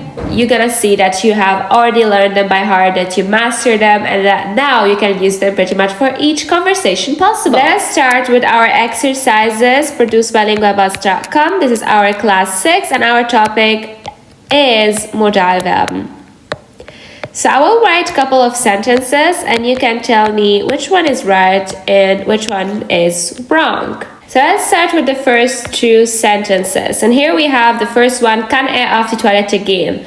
Now you had time enough as I was writing to make up your own mind. Yes, sentence number 1 is wrong. Why is this wrong? It's because können really means to be able to do something, okay? And I am pretty sure he's able to do it. What it is that he is asking is the permission, Erlaubnis, okay? That's why when we have Erlaubnis, permission, we need to use the verb dürfen. And what is the third personal singular of dürfen? It's darf. So not kann, but darf. Darf auf die Toilette gehen? Does he have the permission to go to the toilet? You know, when we are in class, when we are young and in school, we ask our teacher, hey, can we go to the toilet? In German, we don't say can, we say dürfen. So are we allowed to go to the toilet right now? That's the question. Well done. So what about number 2? Yes, this is correct. Kann schwimmen just means is he able to swim? So right now we're talking about something that in German we call Fähigkeit. That means the skill. So is he able? Does he have the skill to swim? Yeah? Yes or no? And when we're talking about skills or Fähigkeiten in German, then we need the verb können. And when we're talking about Erlaubnis, permission, we're talking about the verb dürfen. Perfect. Let's keep it going. Then we have the sentence, soll seine Hausaufgaben machen, und zwar soll gesund essen. Now, which one is a must and which one is a free choice? Well done. Soll seine Hausaufgaben machen is wrong because the question is really, muss seine Hausaufgaben machen? You know, when you have homework at school, it's not really a free choice. You have to do them. So, muss seine Hausaufgaben machen? And the second one is a free choice. Soll gesund essen? That's his decision if he wants to eat healthy or no. So, müssen is really a must. We have to do something. And sollen is always a free choice. That's what we mean when we talk about sollen. Let's do number 3. Will sie Ärztin werden und möchte sie mit dir reden? So in here we are trying to figure out, do we take möchten or do we take wollen? This is really based on your character, but let's pretend that sie, her name is Maria, and Maria is not really interested in becoming a doctor. Now, if that's the case, then we cannot say will, we have to say möchte, because she does not have the desire to become a doctor. However, if Maria has a burning desire to be a doctor in the future, then we have to say will sie Ärztin werden. So in here it becomes clear that wollen is always connected with a burning desire that we have. Das ist unsere Leidenschaft. Das ist wirklich, warum wir leben. It's our purpose. It's why we are here. So it's wollen. However, when we talk about möchten, we really just like talk about a hobby. You know, it's not our passion, just like a hobby that we do. Or it's just a choice. For example, number 2 is perfectly alright. Möchte sie mit dir reden means, hey, does she even want to talk to you? Like, does she want to talk to you? So it's a choice, a free choice. It's not something that we really feel like, oh, we got to do this, you know? Like, wir wollen das machen, right? So wollen has a strong connection to müssen because it really means that if we don't do it, we will die. You know, this is like our own reason of living, of doing something, and it's always connected to a burning desire, to a passion, to something that we are living for. This is our everything, so to say. This is wollen. And möchten is really just like something that we love to do. You know, maybe we do it, maybe we don't. It doesn't affect us that much. Okay, well done, guys. Let's keep it going with the exercises. So right now we're doing some exercises of sollen wir es müssen. First one is der Arzt sagt, dass die Medikamente nehmen. And now I will let you guys think what comes in here, sollen oder müssen. Let's do another one. Okay, let's do another one. Okay, so we have 3 examples and we have to choose sollen or müssen. The first one, you had time to think, I was writing. So der Arzt sagt, dass die Medikamente nehmen muss. Well done for everyone who said muss. To take the medicine is not a free choice, you know, it's like a life or die decision, so you gotta take your medicine. Second sentence, die Lehrerin meinte, dass sie für uns ein Eis kaufen.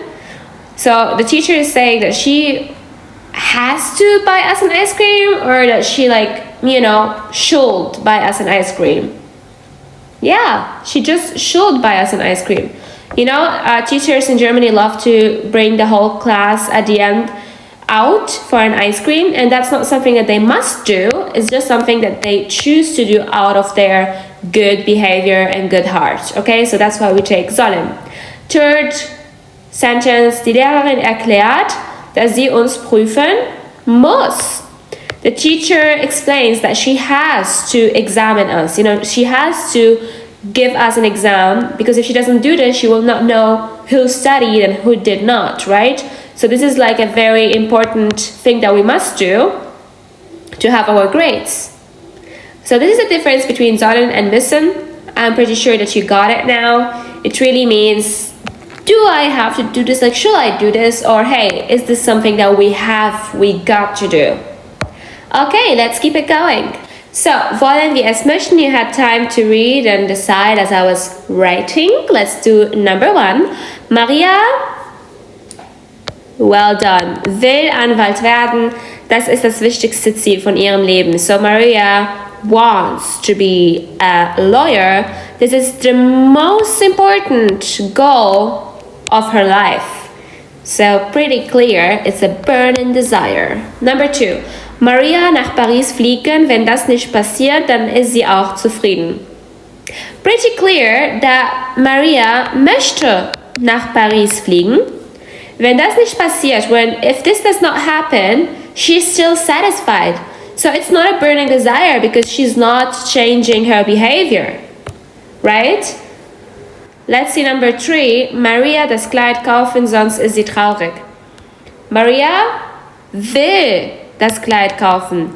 Maria wants this new dress, or she will be sad. So there is a consequence. Always think, wollen, if you don't do it, there is a consequence that's gonna cost you. You're gonna feel bad, something gonna happen to you that you don't want. But möchten is pretty much like indifferent. It's egal, whatever happens after it, who cares, right? That's really the mindset of möchten. Wollen means got to do this, must do this, I live for this, has to happen for me. Okay guys, let's keep it going with our last exercise. Perfect. So you had time.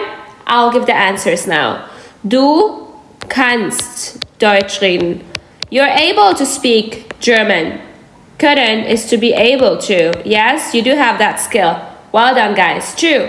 Luca fragt seinen Vater, ob mit seinen Freunden nach Puglia fliegen darf. This is very clear. Luca is asking his father if he is allowed to go in a trip with his friends. So this is dürfen because we're asking nach Erlaubnis, permission. Number 3, Lukas Vater antwortet, dass wenn Luca gute Noten kriegt, dann darf nach Puglia fliegen. So just when he has great grades, gute Noten, that's when Luca is allowed to go in that trip. So this has been actually it for us. Keep in mind that you can always order our grammar book through this QR code if you want more exercises, and I will see you in next class. Hello you, and welcome to our 7th class, where we will take a deep dive into the German grammar. This is where all the fun begins. I'm so happy you're still staying tuned to our learning sessions. So right now we will start with the first casus in the German language that is called nominative. Nominative is very important. You use it pretty much in each sentence when you are a basic beginner German talker. So yeah, it's quite fun. And I think if you really understand nominative, then the other casus will be very, very easy for you. So please, whatever you're doing right now, just put it aside and focus on this lesson because it is the most important, okay? So when we start with nominative, you can understand it like this. You're searching for a subject. Du suchst nach dem Subjekt. That's what you're doing. And that's why nominative answers 2 main questions. The question wer and the question was. Now, wer means who and was means what, okay? As an example, Perla ist freundlich. Now, my question would be, wer ist freundlich? Perla. Right there, I have my subject of the sentence. That's what I'm looking for when I'm using nominative. Okay, second example, Deutsch ist einfach. My question in here would be, was ist einfach? Deutsch, right? So I'm still looking for my subject.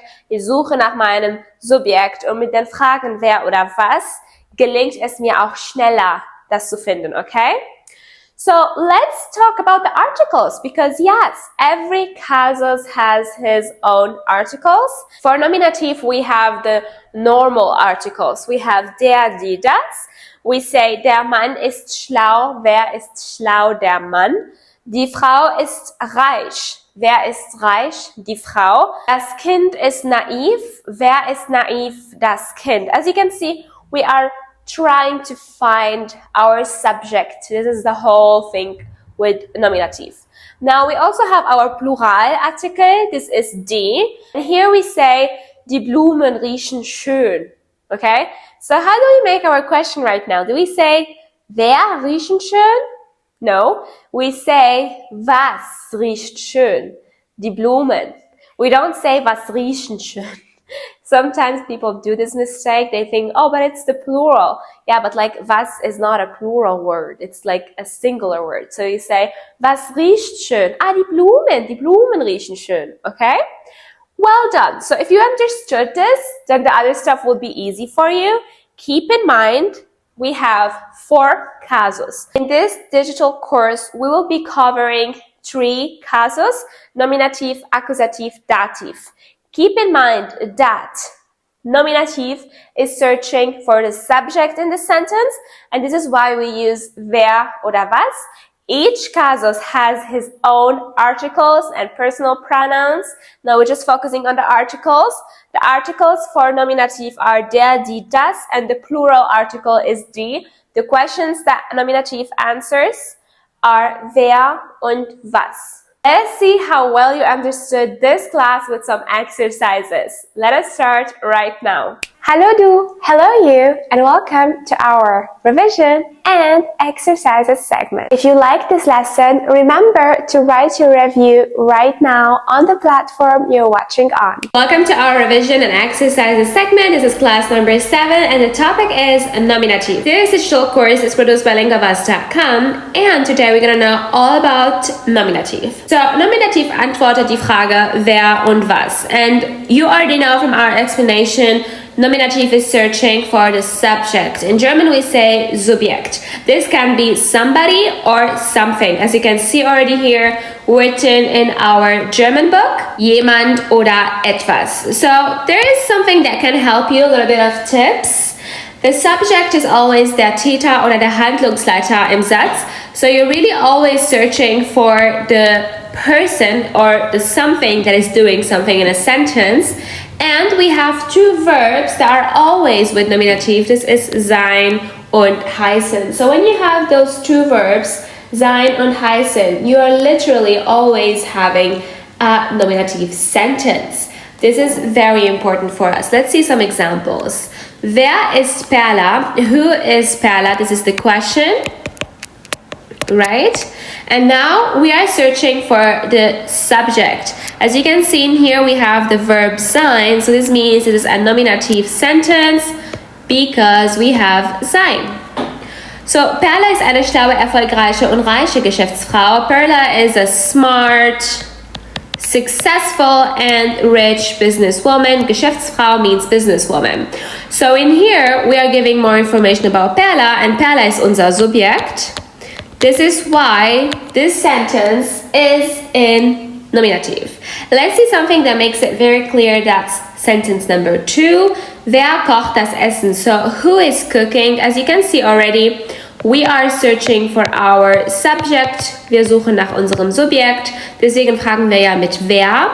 Wer kocht das Essen? Der Koch kocht das Essen. So the cook is cooking the food. So we can actually ignore das Essen if we want. So we can really just focus on the subject. So wer kocht? Who's cooking? Der Koch. The chef is cooking. So as you can see in here, we're always searching for our subject. Wir suchen immer nach unserem Subjekt. It's very easy to find our subject. We just have to see the verb. Whatever the verb is conjugated for, that's pretty much our subject. Let's see something interesting when we don't have the question wer, but now we have the question was. That means we are not searching for a person, we are searching for something. In this case, we have das Haus. Das Haus ist neu gebaut. The house is newly built. What is newly built? The house. As you can see in here, das Haus is our subject. So keep in mind, nominative is searching for the subject. That's why we have the question wer und was. And wer, we always use it for people. And was, we always use it for Gegenstände. That means stuff that cannot move nor have emotions. Perfect. Let's see some more examples, this time with the articles. Der Mann arbeitet. I will ignore the rest of the sentence because I want us to be really focused on the subject. So, der Mann arbeitet, Punkt. The question is here, wer arbeitet? Who is working? Der Mann. And as you can see, we are searching for our subject. Ein Mann ist immer neugierig. A man is always curious. Neugierig means curious. Now, if you want to ask who's always curious, who is always curious, we will say wer. Wer ist immer neugierig? Ein Mann. So, right there, our subject. Another one with unserem Negationsartikel, kein Mann soll depressiv sein. So, wer soll nicht depressiv sein? Kein Mann. So, in all of these sentences, we are searching for our subject, and that's why we're asking with wer. Let's go with feminine. Die Frau kauft. So, the woman is buying. Now, the question is, who is buying? Die Frau. That's why we ask with wer, and we end up with die Frau. That's our subject. Another one, eine Frau macht Urlaub. So I will take away this one because I just want to focus on the subject. Eine Frau macht, wer macht etwas? Die Frau macht. So this is our subject. Keine Frau soll alleinerziehend sein. So, wer soll nicht alleinerziehend sein? Keine Frau. Also in here, wer, because we are always searching for our subject. So, alleinerziehend actually means single mother. So, no woman should be a single mother. So, this is a sentence, and when we ask who should not be a single mother, no woman. Let's see with neutral. Das Kind lernt, ein Kind liebt und kein Kind weint. I'm keeping the sentences very basic, very simple, because I want you to be able to understand them and understand what we are searching for. So, das Kind lernt, wer lernt? Das Kind.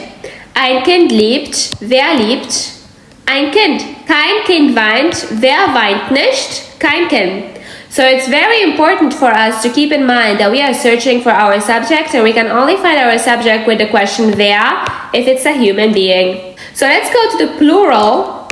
In Nominative, we always build the plural with die for bestimmte Artikel. So die Menschen genießen, people enjoy. Who is enjoying right now? Right? We ask who, wer genießt? Die Menschen genießen. Also in the second one, Menschen verdienen, people deserve. Who deserves? People. So wer. As you can see, it's very easy for us to find the subject once we know that we are also searching for it with the question, be it wer or was. So nominative is really just about subject. That is what nominative is, just like Subjekt. That's what we are trying to find in the sentence. Okay, let's keep going with more examples. And right now, I want you to tell me wer oder was, okay? I will give you an example with number 1. Die Frau ist schön. Then we say, wer ist schön? Okay? What about der Mann baut ein Haus? What is the question in here? Keep in mind, we're trying to find our subject, and we can always figure it out also with the verb. Perfect. Wer baut? Wer baut? Who is building? The man, der Mann. So in here it was die Frau. And here it's der Mann. This is unser Subjekt. Right? We're trying to find our Subjekt. What about number 3? Der junge Mann gründet seine erste Firma. The young man is founding his first business, his first Firma would be his first business in this case. Very good. Wer gründet seine erste Firma? Der junge Mann. Right? It's so clear now to find the subject. What about die Familie ist sehr wichtig? Family is very important. Who in here is subject? How do we build the question? Wer ist sehr wichtig? Die Familie. Let's keep it going with number 5. Existiert Liebe in der Realität? Does love exist in reality? What is our subject in here? Yes, well done guys. Was? Liebe is not a human being, so we say was. Die Liebe. Well done guys. Was existiert wirklich in der Realität? Oder was existiert in der Realität? Die Liebe. What about number 6? Das Mädchen ist sehr laut. Well done. Wer ist sehr laut? Das Mädchen. Good, good, good. Amazing work, guys. Super proud of you. This was our revision, and now let's go to the exercises. Guys, you can stop the video right now and solve those 14 sentences on your own. Keep in mind, you have to figure out which article comes in here. Der, die, oder das, oder eine, oder kein, keine, maybe plural form. And also remember to always ask yourself, is the question with wer oder was? Let's do an example together, guys. Lehrerin heißt Luisa. Die Lehrerin heißt Luisa. Und our subject is Lehrerin. So we ask, wer heißt Luisa? Our answer is die Lehrerin. That's our subject right there. Now you have to do this on your own. Stop the video now, take your time and solve this.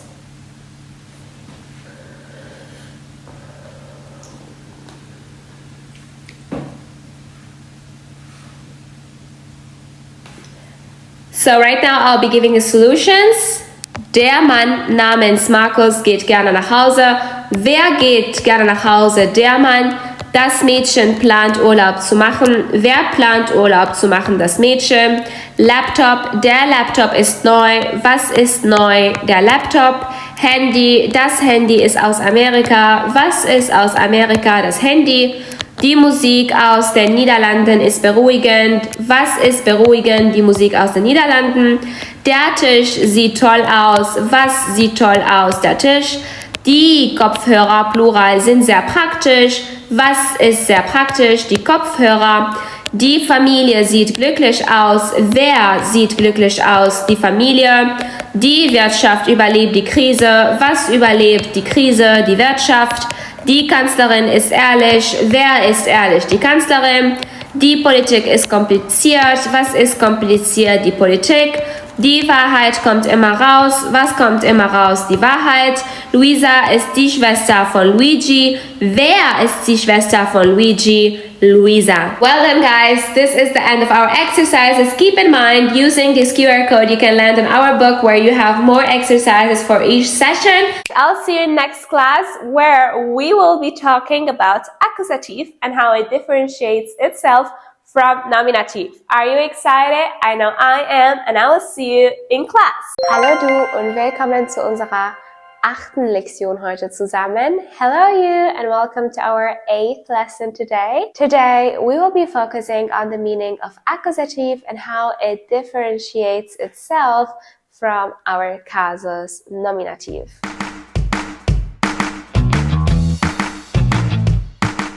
As you remember, nominative casus is always used to find the subject. This is why we ask those two questions, wer oder was. For example, wer redet gerade? Who is talking right now? Teacher Zainab is talking.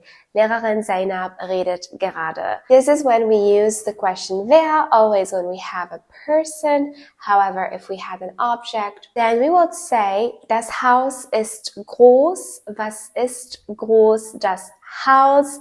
The house is big. What is big? The house. So as you can see in here, we are really trying to find the subject in the sentence, and this is the function of our casus nominative.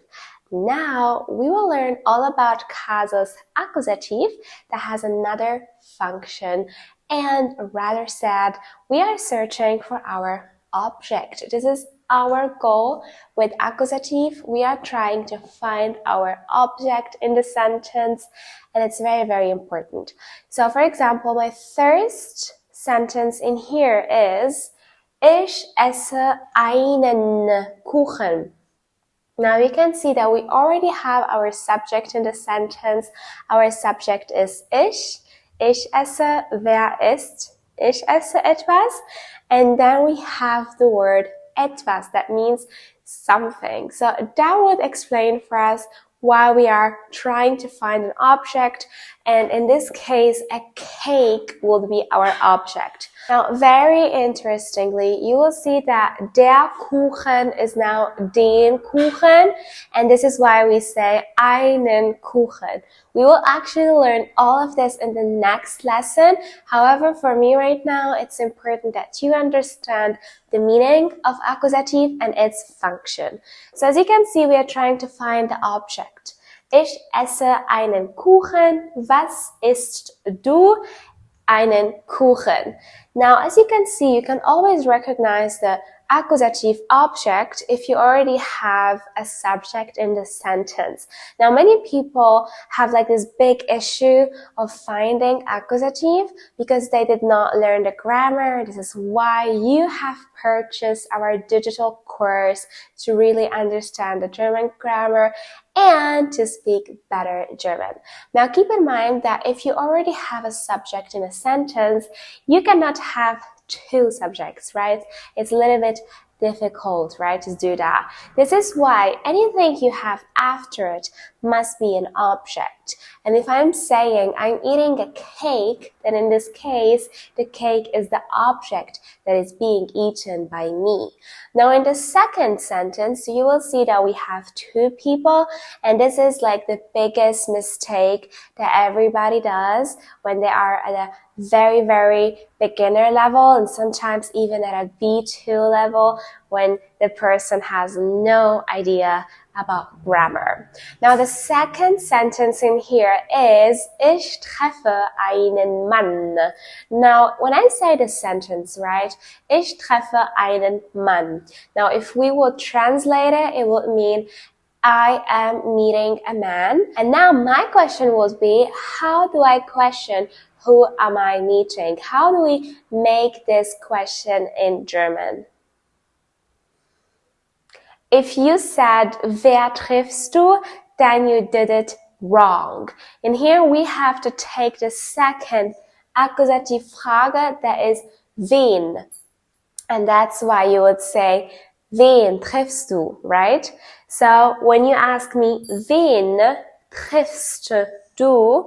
I will answer in here, ich treffe einen Mann oder ich treffe den Mann.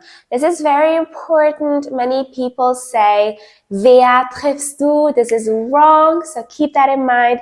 You cannot say wer, you must say wen. Wen triffst du? Because you are asking, you're trying to find an object or a person out that is not the subject of our sentence. And if you would go back a little bit and revise the sentence, ich treffe den Mann. Now, if you wanted to find out the subject, you would have said, wer trifft den Mann, right? And then we would have found out our subject. I would have replied, ich treffe den Mann, and that would have been nominative. However, accusative, we are not trying to find out our subject, we are trying to find out our object, and that's why we either ask with was oder wen to find out the object, the direct object in our sentences. Okay, so now that you've finally understood the meaning of accusative and its function, I am sure you're ready for some exercises with wen und was. Let's go and conquer your voice to speak better German.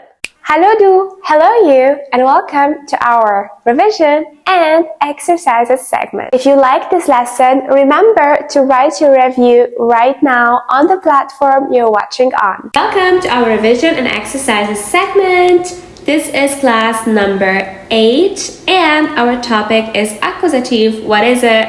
Let's revise together. This is our digital German course produced by lingabus.com so you can conquer your voice. Let's go. Accusative beantwortet die Frage wen, was und wohin. So we have 3 questions that accusative is answering.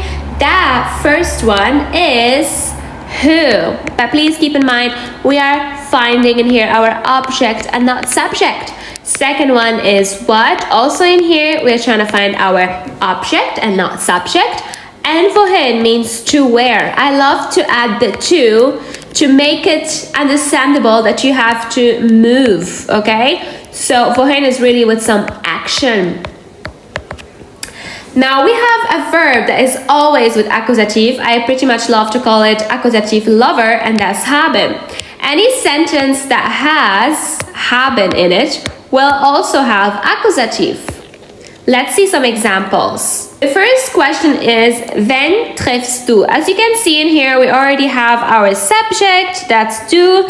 In fact, the first question could be, wer trifft wen? So this sounds kind of confusing, but it means who meets whom or who, right?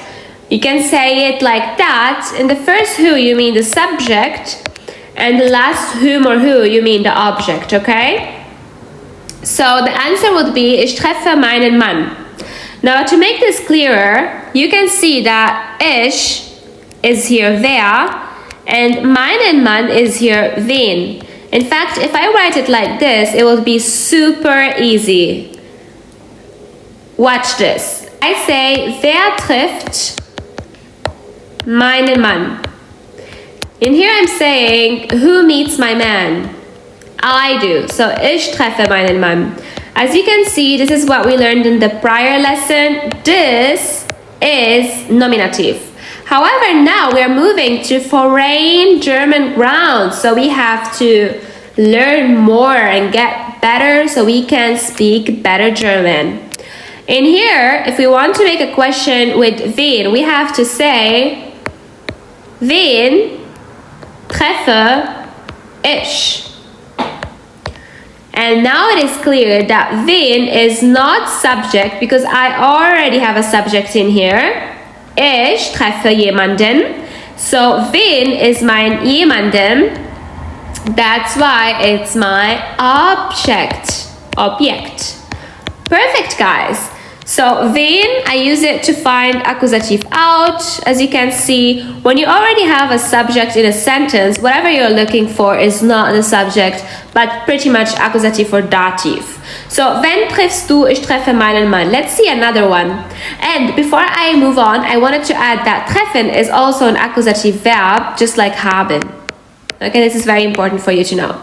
Second, wen sprichst du an? Ansprechen ist auch ein accusative verb.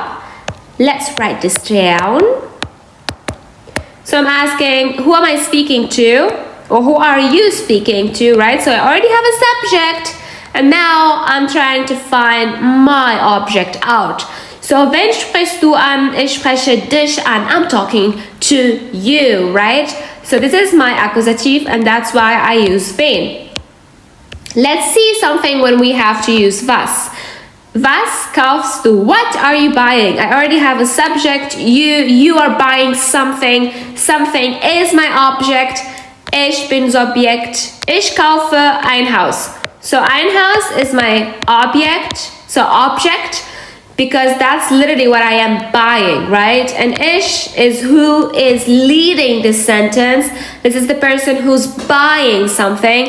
So this is my subject, Subjekt. So Subjekt ist ich, ein Haus ist Objekt, ein Objekt ist Haus, also ist mein Akkusativ. Und das ist hier mein Nominativ. In fact, I can make this clearer when I say, wer kauft ein Haus? So if I say, wer kauft ein Haus, I am saying, who's buying the house? And here I have accusative already. So whatever I'm looking for is my subject. And I say, ich kaufe ein Haus. Okay? So now I'm making sure I am the subject and this is the object that I'm buying. It's pretty clear. I am repeating and repeating so it gets into your head. Let's do the last one. This is with wohin, a little bit harder. Wohin, to where are you? Well, fahren is driving really, but in here we mean traveling to. So, to where are you traveling? I am traveling to Switzerland, in die Schweiz. So, because we have action, movement, we have to go with wohin. So, Akkusativ is also in Kasus. Der mit Bewegung ist. Akkusativ also answers the question wohin, which means to where, because you're moving and you have to take Akkusativ. We do have another word that's wo, and that means exactly where. However, this is a dative word, not an accusative one, because there is no action. When I say wo, just like in English, I mean where are you right now? So no movement at all. That's why it's dative. However, wohin needs motion, needs movement, needs action, and that's why it's accusative. So, time for some exercises, guys. Let's go. I will give you 10 sentences, maybe just 9, right? Not so much on you. You're just gonna do 9 sentences together today. I'm gonna do the first one, then you pause the video, you click pause, and you do the other stuff on your own. So, first one, Luisa kauft Haus. Artikel von Haus is das, but I am not meaning a specific house, that's why I'm not gonna say das, I'm just gonna say ein, because it's unbestimmt, it's not specific. So Luisa kauft ein Haus. My question in here is, how do I figure accusative out? What do I have to ask? correct, I say, was kauft Luisa? That's my object right there, ein Haus. And if I want nominative, what do I ask? For nominative, I say, wer kauft ein Haus? Luisa. Now that you know your exercise, pause this video and continue with 2, 3, 4, 5, 6, 7, 8 until 9. Welcome back. Now I'm going to give you the solutions. Matteo will gerne einen Keller oder den Keller aufräumen. So, was will Matteo aufräumen? Den Keller. Wer räumt den Keller auf? Matteo. Luigi findet Rock flatternd. Luigi findet den Rock flatternd. Was findet Luigi flatternd? Den Rock. Wer findet den Rock flatternd? Luigi. Perla kauft neue Gebäude. Wir brauchen hier kein Plural. Was kauft Perla? Neue Gebäude. Wer kauft neue Gebäude? Perla. Für Zusammenhalt der Familie muss man kämpfen. Für den Zusammenhalt der Familie muss man kämpfen. Number 6. Über die starke Ökonomie redet jeder. Worüber redet jeder? Über die starke Ökonomie, das ist mein Accusative. Wer redet über die starke Ökonomie? Jeder. Nominativ. Über die berühmte Beziehung schreibt die Zeitung. Worüber schreibt die Zeitung über die berühmte Beziehung? Durch Mann habe ich Kunst kennengelernt. Durch den Mann habe ich Kunst kennengelernt. My accusative question here is a little bit tricky. It is durch wen? Durch wen habe ich Kunst kennengelernt? Durch den Mann, das ist Accusativ. Und wer hat durch den Mann Kunst kennengelernt? Ich, that's my nominative. And the last one, gegen. Gegen Mensch sagt keiner etwas. Gegen den Mensch sagt keiner etwas. Gegen wen sagt keiner etwas? Gegen den Mensch. Und wer sagt etwas gegen den Mensch? Keiner, das ist nominativ. So I will color accusative with green. Das ist Accusativ. Das ist Accusativ, das ist Accusativ, das ist Accusativ, Accusativ, Accusativ, Accusativ, Accusativ, Accusativ. And I will color nominative with blue. This is blue, blue, blue, blue, blue, blue, blue, blue, blue. So as you guys can see in here, we have some prepositions.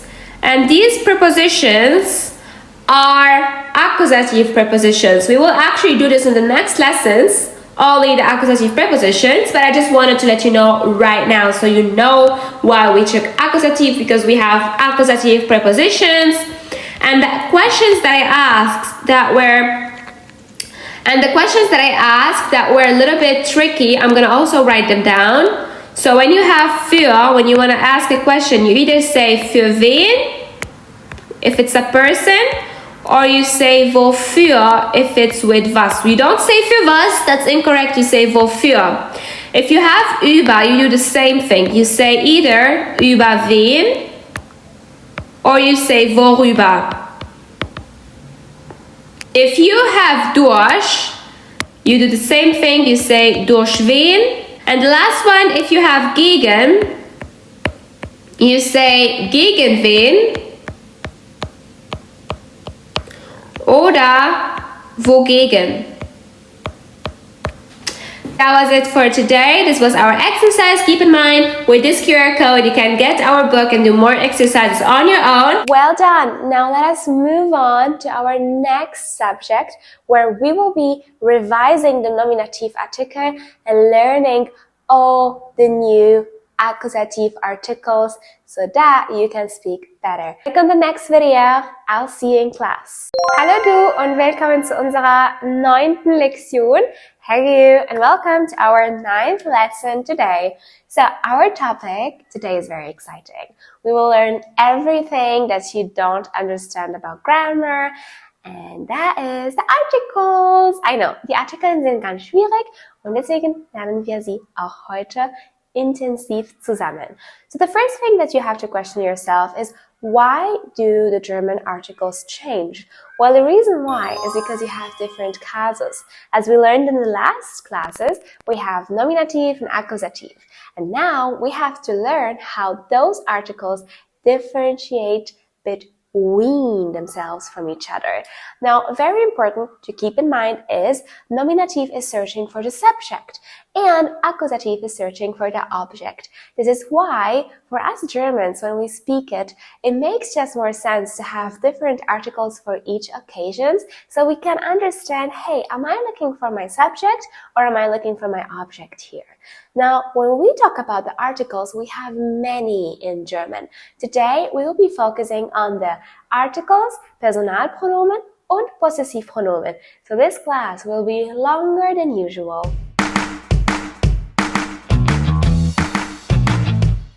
Let us start with our Artikel. So as you already know, in German we have 3 genders.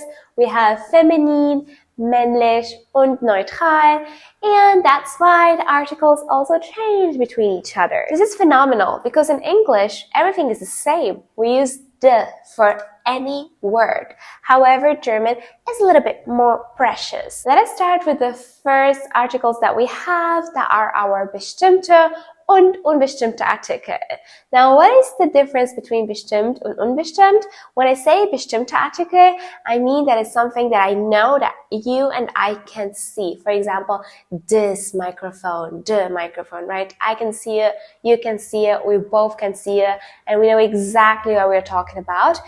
And that's why we say the microphone. However, if I'm just talking generally about some microphone, I would say, oh, I need a microphone. But if we're talking about something that I have right now on, then we will be saying, hey, do you see this microphone? And we intend one specific microphone. This is the difference. Bestimmt is specific.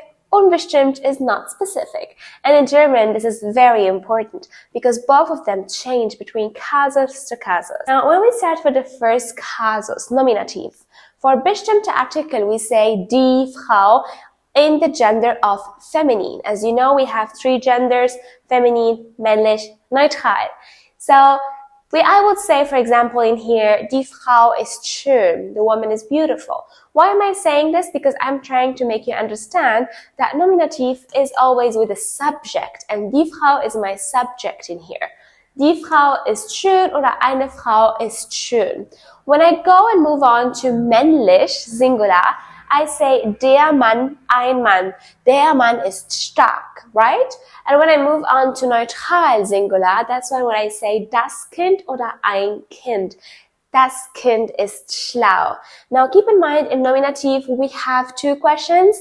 Wer oder was? Wer ist schön? Die Frau. Wer ist stark? Der Mann. Was ist groß? Das Haus. Oder wer ist schön? Eine Frau. Wer ist stark? Ein Mann. Was ist groß? Ein Haus. Now, when we move on to accusative, everything changes because in here, we're not trying to find our subject, we are trying to find our object. Let's see how. For example, the first sentence in meinem Accusativ Kasus im Feminin would be Ich suche die Frau. Ich suche die Frau. I am searching for a woman. Do you see in here that I already have a subject? I am the subject and my object in this occasion is the woman that I'm trying to find, right? So, ich suche die Frau oder ich suche eine Frau. Next, in eurem männlichen Geschlecht, ich treffe den Mann. I am meeting the man. Or ich treffe einen Mann. So as you can see in here, we already have a subject. I'm the subject and I'm searching for my object. In this case, it is a man, and that's why I have to change the article. This is a sign for accusative. I have a subject, I'm trying to find an object, so I need to change my article to einen oder den. Ich suche einen Mann, ich suche den Mann. Oder ich treffe den Mann, ich treffe einen Mann, ich frage einen Mann, ich frage den Mann. This is everything im Accusative. And have you noticed that I'm already just using accusative verbs? This is something that we will be learning in our upcoming classes. Let us move on with a singular neutral. Good news, it is the same for nominative or accusative. I say in here, ich sehe das Kind, ich frage das Kind, oder ich sehe ein Kind, ich frage ein Kind. Pretty much the same. This time, let us find our objects with some questions. Do you remember which questions we must use in accusative cases? Correct. We need wen und was. So in here, I would be saying, wen suche ich? Perfect. Die Frau. Wen sehe ich? Perfect. Den Mann. Wen frage ich?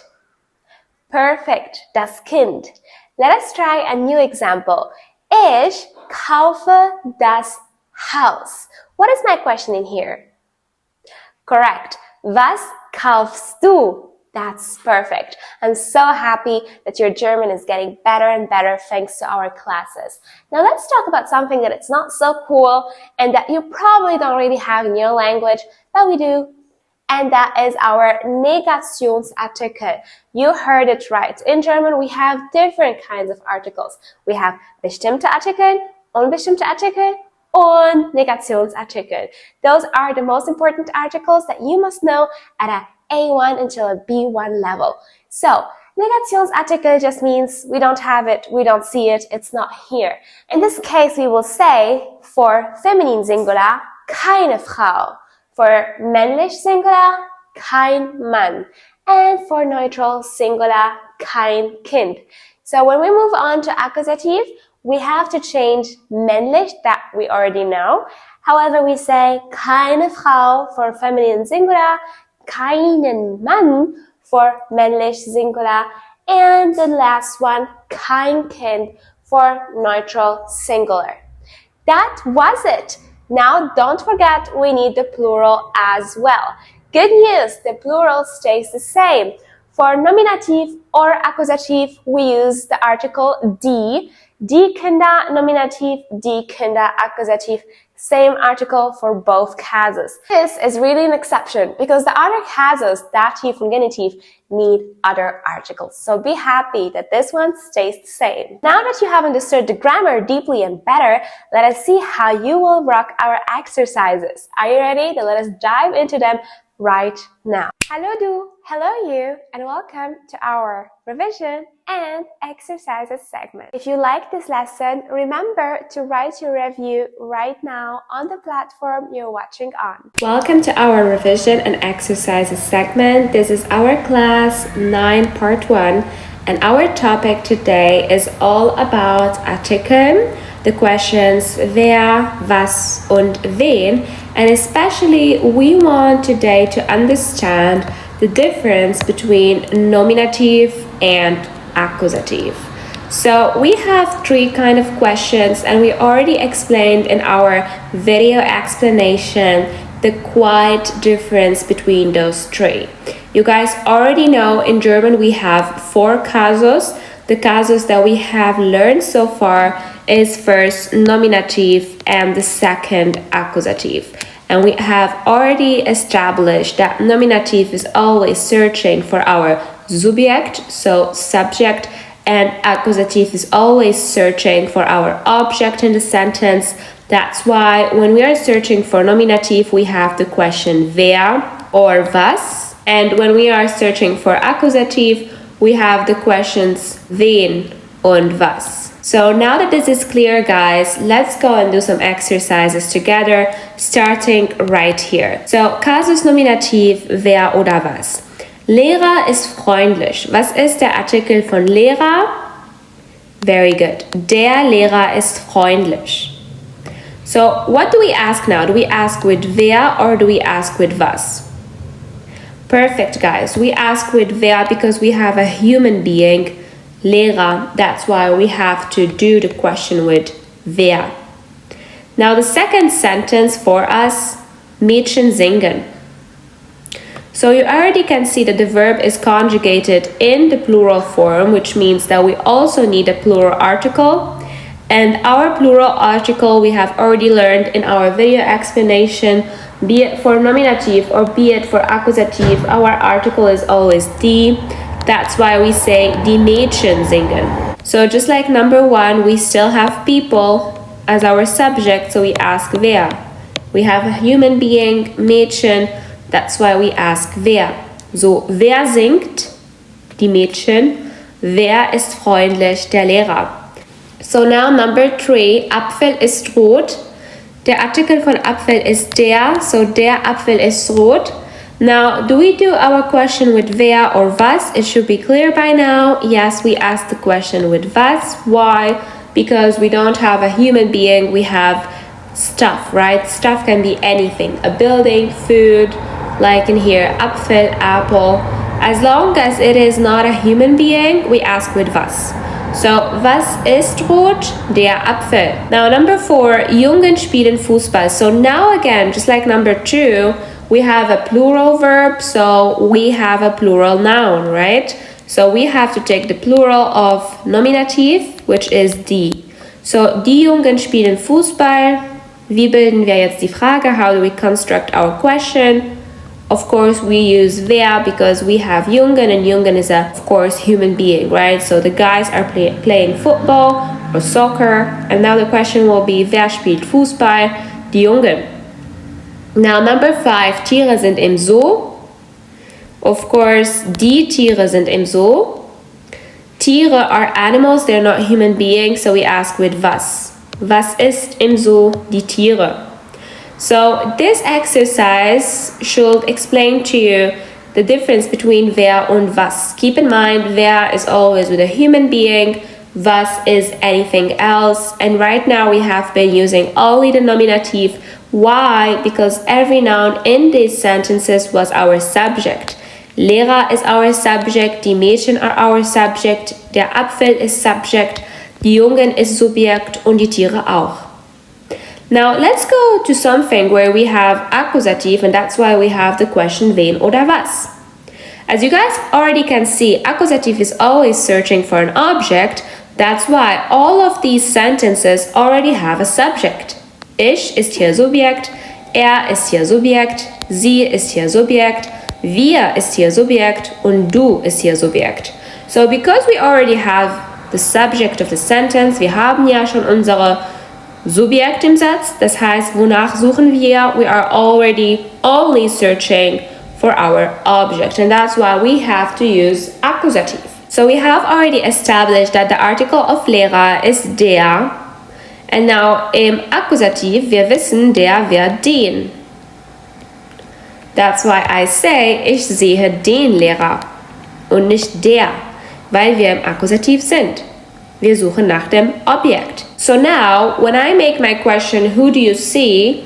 Of course, I ask with wen. Wen siehst du oder wen sehe ich? Den Lehrer. Now number 2, hat Blumen. Blumen ist Plural. Wir haben gerade gelernt, Plural bleibt gleich. So, hat Blumen. Of course, Blumen is not a human being, so the question is with was. Was hat Die Blumen. Sie trinkt Wasser. Artikel von Wasser ist das Wasser. Und das bleibt gleich im Nominativ sowie auch im Akkusativ. Deswegen sagen wir nur das. Sie trinkt Wasser. Was trinkt sie? Das Wasser. Wir essen Äpfel. Now, in here we have the plural form of Äpfel, right? That's why we say wir essen die Äpfel. Was essen wir? Die Äpfel. And our last one, kannst du Tiere hören? Kannst du die Tiere hören? Was kannst du hören? Die Tiere. Now let's do something where we have mixed sentences. Lehrer unterrichten. So of course Lehrer is our subject, it's very clear, they are doing the teaching. So we say in here, die Lehrer unterrichten. Das ist Nominativ und deswegen fragen wir mit der Frage wer. Wer unterrichtet die Lehrer? Mädchen singen Lieder. Wer singt Lieder? Die Mädchen. Also in here we have the plural. Why? Because the verb is conjugated in plural. So also in here, wer singt Lieder? die Mädchen. Äpfel sind süß. So, of course, in 13 we say die Äpfel sind süß. This is also nominative, and the question is, was ist süß? Die Äpfel. Jungen mögen Fußball. Die Jungen mögen Fußball. Auch für uns sind hier im Nominativ, deswegen fragen wir mit wer. Und unser letzter Satz, die Tiere sind im Wald. Was ist im Wald? Die Tiere. So, everything that I wrote in blue is im Nominativ. And now it is time for us to find our accusative. I will do accusative in green. So, die Lehrer unterrichten. Hier haben wir kein Objekt, so we have no object. That's why we have no accusative. However, number 2 or 12, die Mädchen singen Lieder. Lieder is here our accusative. And the question will be, was singen die Mädchen? Lieder. Die Äpfel sind süß. Also in here we have no object. Number 14, the question is, was mögen die Jungen? Fußball. Also Fußball ist im Akkusativ. Und die Tiere sind im Wald. And here we have no accusative object.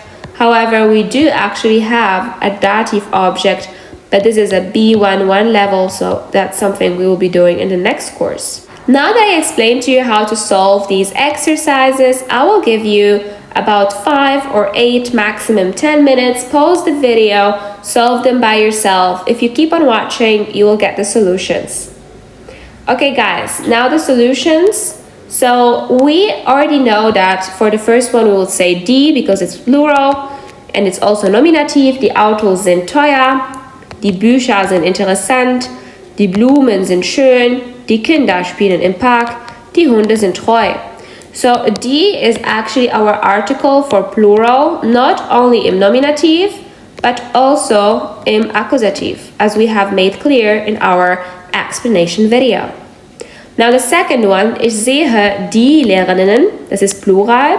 Er hat die Äpfel, sie trinkt den Tee. So this is der, however we are im Accusativ and der becomes den. Wir essen die Kekse, das ist Plural. Kannst du die Vögel hören? This is also plural. Now we have our mix. Die Eltern sind stolz, die Kinder lernen schnell, die Tiere sind im Zoo. Und die Hunde lieben Spaziergänge. I'm so excited that you understood everything and that you rocked your exercises and conquered your German voice. Now we will move on and we will learn all about Personalpronomen und Possessivpronomen. Are you excited? I know I am. Let's keep learning. Hello guys and welcome to our class 9 part 2. Our topic today is Personalpronomen. So I'm sure that you guys already know what Personalpronomen are, especially when we are talking in the casus of Nominative.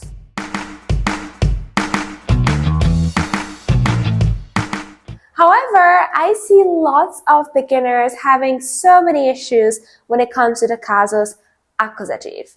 Now keep in mind the personal pronouns in English are I, you, she, he, it, and so on until they. However, also in English, we do change the personal pronouns from nominative to accusative. For example, if I make the sentence of I am a teacher, in German I would say Ich bin Lehrerin. However, if I say in English I do this for me, you see a big change after for. I don't say I do this for I, however, I'm saying in here, I do this for me. And exactly this change is what happens im Akkusativ mit den Personalpronomen. So right now I'll be saying, ich mache das für mich. Right there we have our Personalpronomen me, which translated in German would be mich. So why do we see this big change? It is important to keep in mind that when we are talking about nominative, we have 2 questions that we always ask. The first question being was and the second being wer. With those both questions, we're always trying to find our subject in the sentence. For example, in my prior sentence where I said, I am a teacher, my question will be, who is a teacher? And in German, I would say, wer ist Lehrerin? Und meine Antwort wäre hier, ich bin die Lehrerin, also ich. However, if I make an example with some object, for example, I say the room is big. So I would say, for example, das Zimmer ist groß. Now my question in here would be, was ist groß? I can no longer make the question with wer, however, I have to go with was because I'm not talking about a human being, but about a Gegenstand, right? That's how we call it in German. Now, very important for us when we move on to accusative, we're no longer asking the subject. So right now we are trying to find the object in the sentence, so to speak. And in my prior sentence where I said, ich mache das für mich, I do this for me, my subject in here is clearly I. Wer macht das für sich? Ich mache das für mich. However, my object would also be für mich. And in here we have the question für wen. Für wen machst du das? So this is a little bit more complicated, but we will do the accusative cases in our next classes together. I just explained this priorly, so you have kind of like a small idea of the bigger picture. So keep in mind, nominative is always searching for the subjects as we have already established together. That's why we have the question was und wer. And accusative is always searching for the object in the sentence. That's why we use was und wen. And we also have a third question in accusative.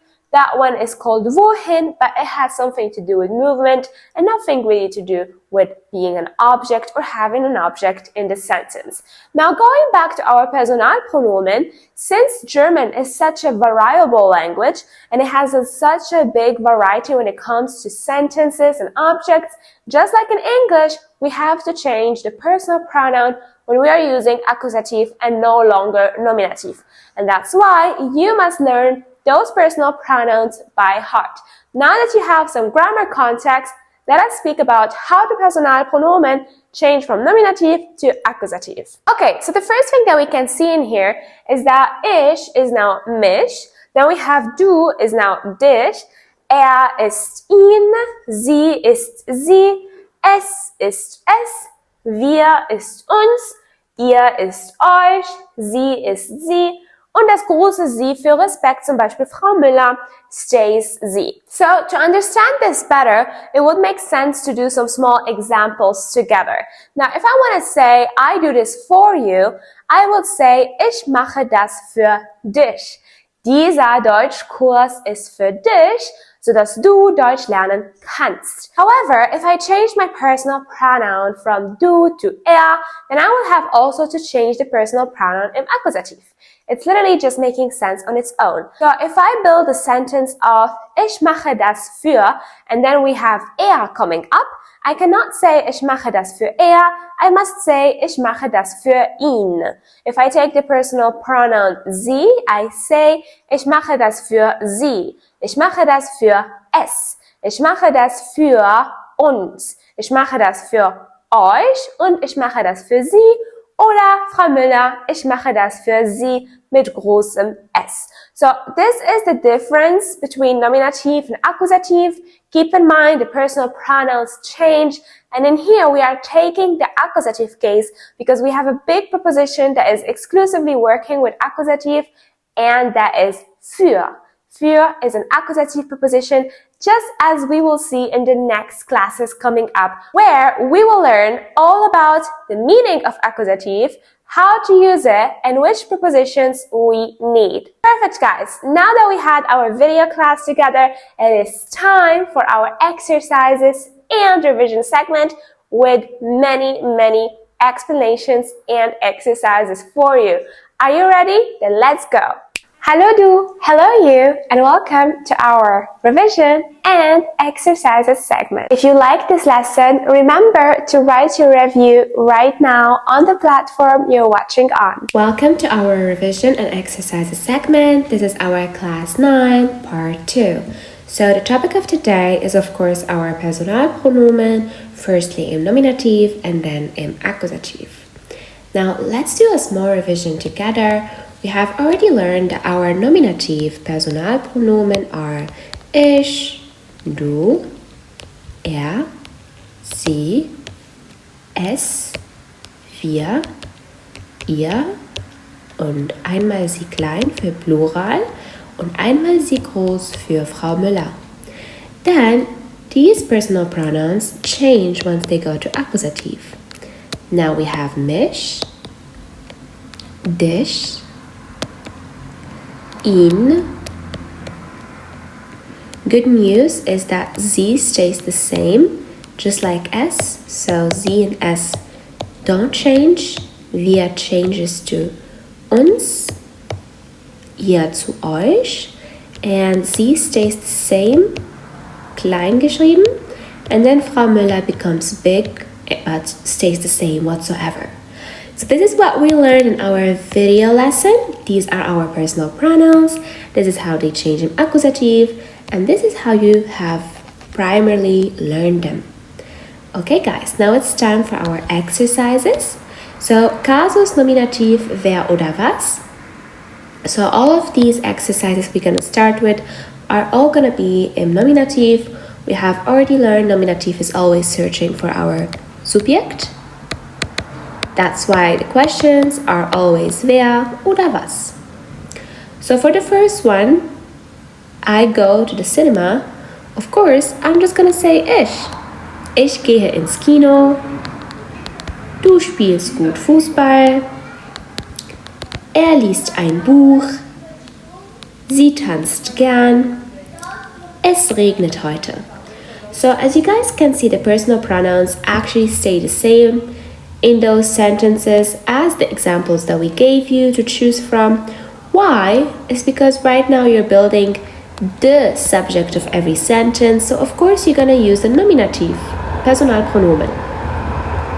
Now let's go see the second one.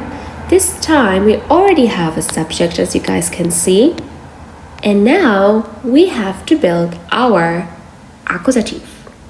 As you guys already have established with us, accusative is always trying to find an object, and that's why we have either the question wen or was. Ich sehe ich im Spiegel. I see myself on the mirror. Of course, now I have to say ich sehe mich im Spiegel. Er hat, this should be du, er hat dich angerufen. Sie sucht ihn überall. Wir kennen sie gut. Kannst du es riechen?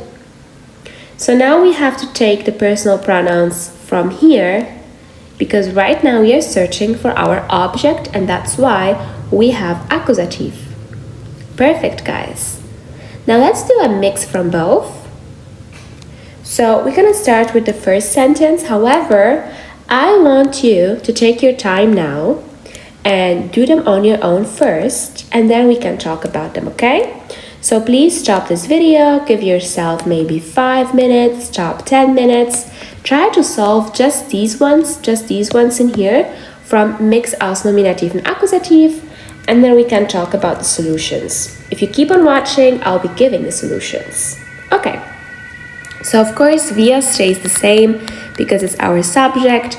Maybe it's better if I write wir in blue, so we have Nominativ in blue and then Accusativ in red, okay?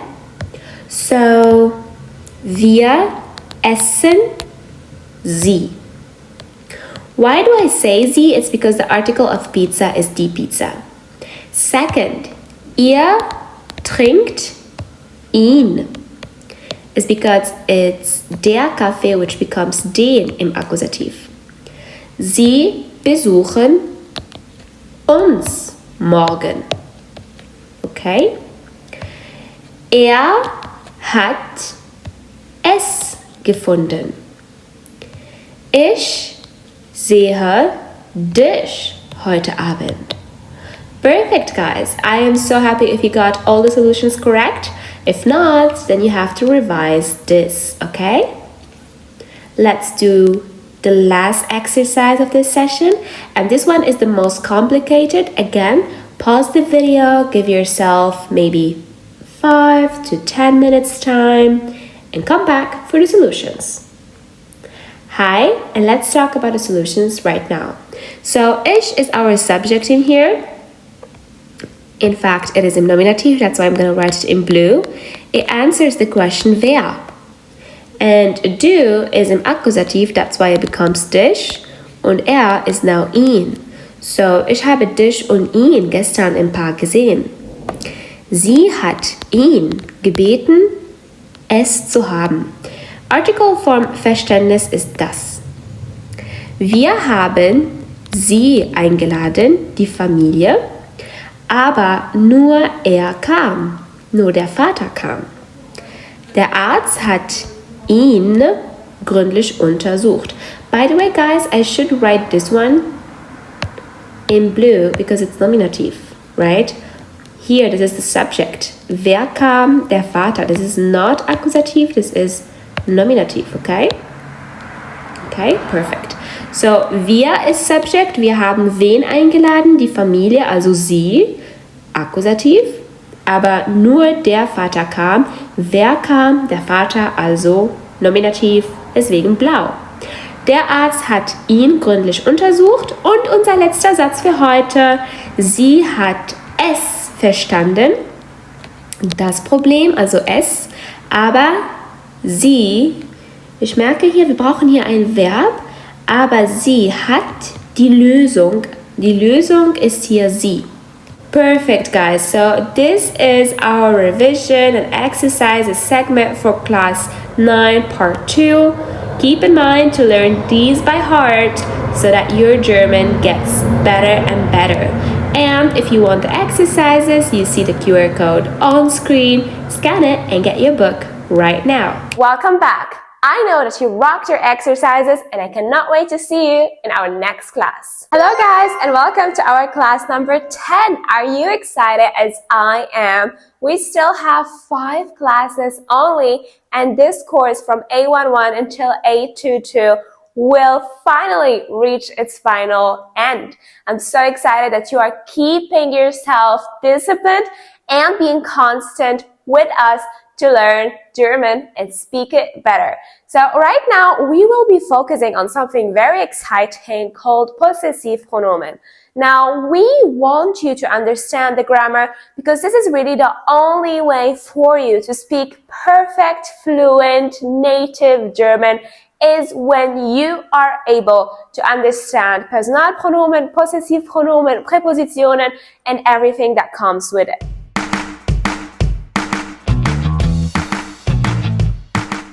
So, possessive pronomen have one Zweck only. Zweck means goal or reason. Der Zweck von Possessivpronomen ist Eigentum. So, we use possessive pronouns to say this is mine, this is yours, and so on.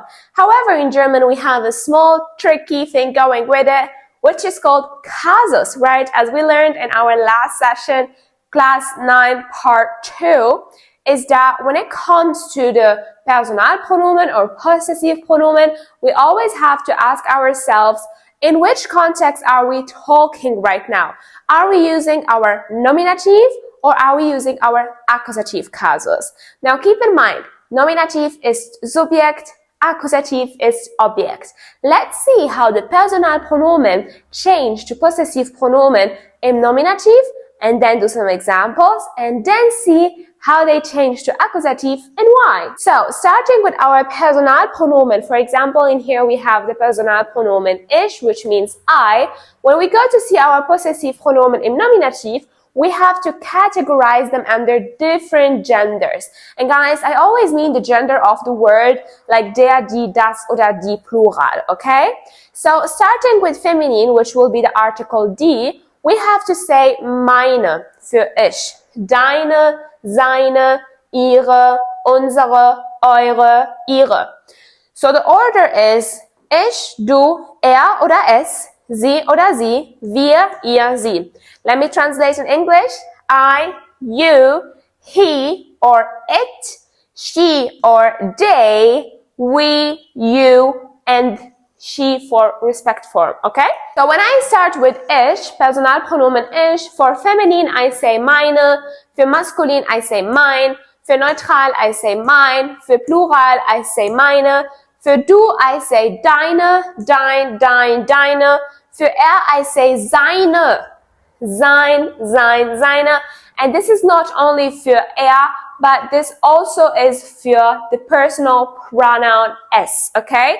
Keep going with sie, which means she, and the other sie, which means they. We have in German two sie. One means she, like a human being, like a girl, and the other sie just means they, like a big group of people, right? They. And that's where we say ihre with a small e, ihre for plural. Now I say small e because we also have the z, which is written big as, and that one is used to express respect for someone. So for example, if I will talk to Frau Müller and say, wow, your bag is really beautiful, then I would say ihre with a big E, ihre Tasche ist wunderbar, right? So this is the difference. And then I have wir, we say unsere, unsere für plural. And then we have ihr, which is eure, euer, eure. Okay, so we really have to divide them based on the gender of the word. Now let us make some examples, maybe with 4 or 5 personal pronouns. Now if I'm talking to you and I want to tell you your book is good. Very simple example. Now I would look up, so first I have to look up the line for du, which is the second one. And then I have to look up the gender of book, which is das, so I go with neutral. And that's why I use dein. That's why I say, dein Buch ist gut. Very simple example. Now, if I want to say, our food was delicious, how do I say that? First thing, I have to figure out, how do I say food in German? Food is das Essen, so I need the article das, so it means it's neutral. So I have to go to neutral, go to the line of wir, find out that the possessive pronomen neutral für wir ist unser, and then I say, unser Essen ist deliziös. So it's really that easy, as you will also see in the exercises. It's literally a lot of fun. You just have to learn this list with the possessive pronouns, and that's literally it. Now, when we go and move on to accusative, we have to understand something. In those examples that I just made right now, our starting word was always our subject. That is really the meaning of nominative. However, once we move to accusative, the word that we choose with the possessive pronomen is no longer our subject. Right now, it is our object. So it's our object of the sentence. For example, I would say, ich mag dein Aussehen. I like your look. Ich mag dein Aussehen. I like your look means I really like how you look. And now, when we take that word, dein Aussehen, is no longer the subject, right? It's the object of the sentence because the subject is I, ich. Wer mag dein Aussehen? Ich mag dein Aussehen. Was mag ich? Dein Aussehen. So clearly, right now we have a big difference between nominative and accusative. Nominative is always subject and accusative is always object. Okay, so that's why I repeat it 1,000 times because it's really important when it comes to the possessive pronomen. Now, good news are everything stays the same, right? The only change that we have happens with masculine and accusative. So right now, what we have to do is add an en in all of the masculine possessive pronomen. So if we take, for example, the word Keller, and I want to say, I cleaned my Keller today. I would say, ich habe heute meinen Keller geputzt.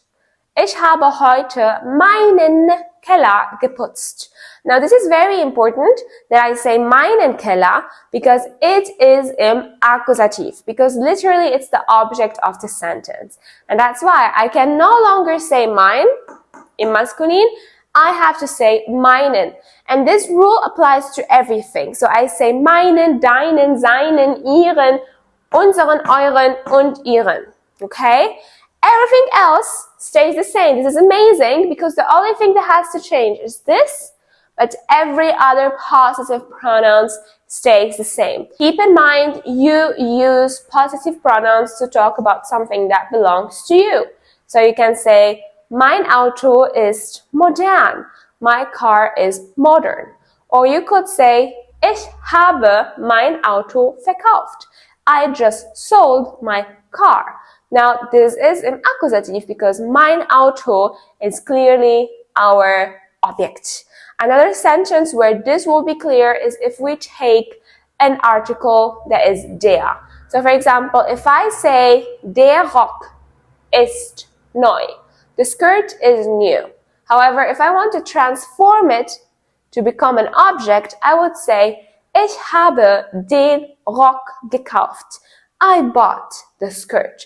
And right now you can also hear it in English. The skirt is no longer subject, it is object, and that's why we see the change from mine to meinen. Perfect, guys. This was everything that we had to learn on the topic of possessive pronomen between nominative to accusative and what the difference between both are.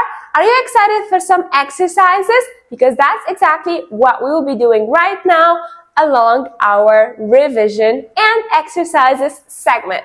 Hello du, hello you, and welcome to our revision and exercises segment. If you like this lesson, remember to write your review right now on the platform you're watching on. Welcome to our revision and exercises segment.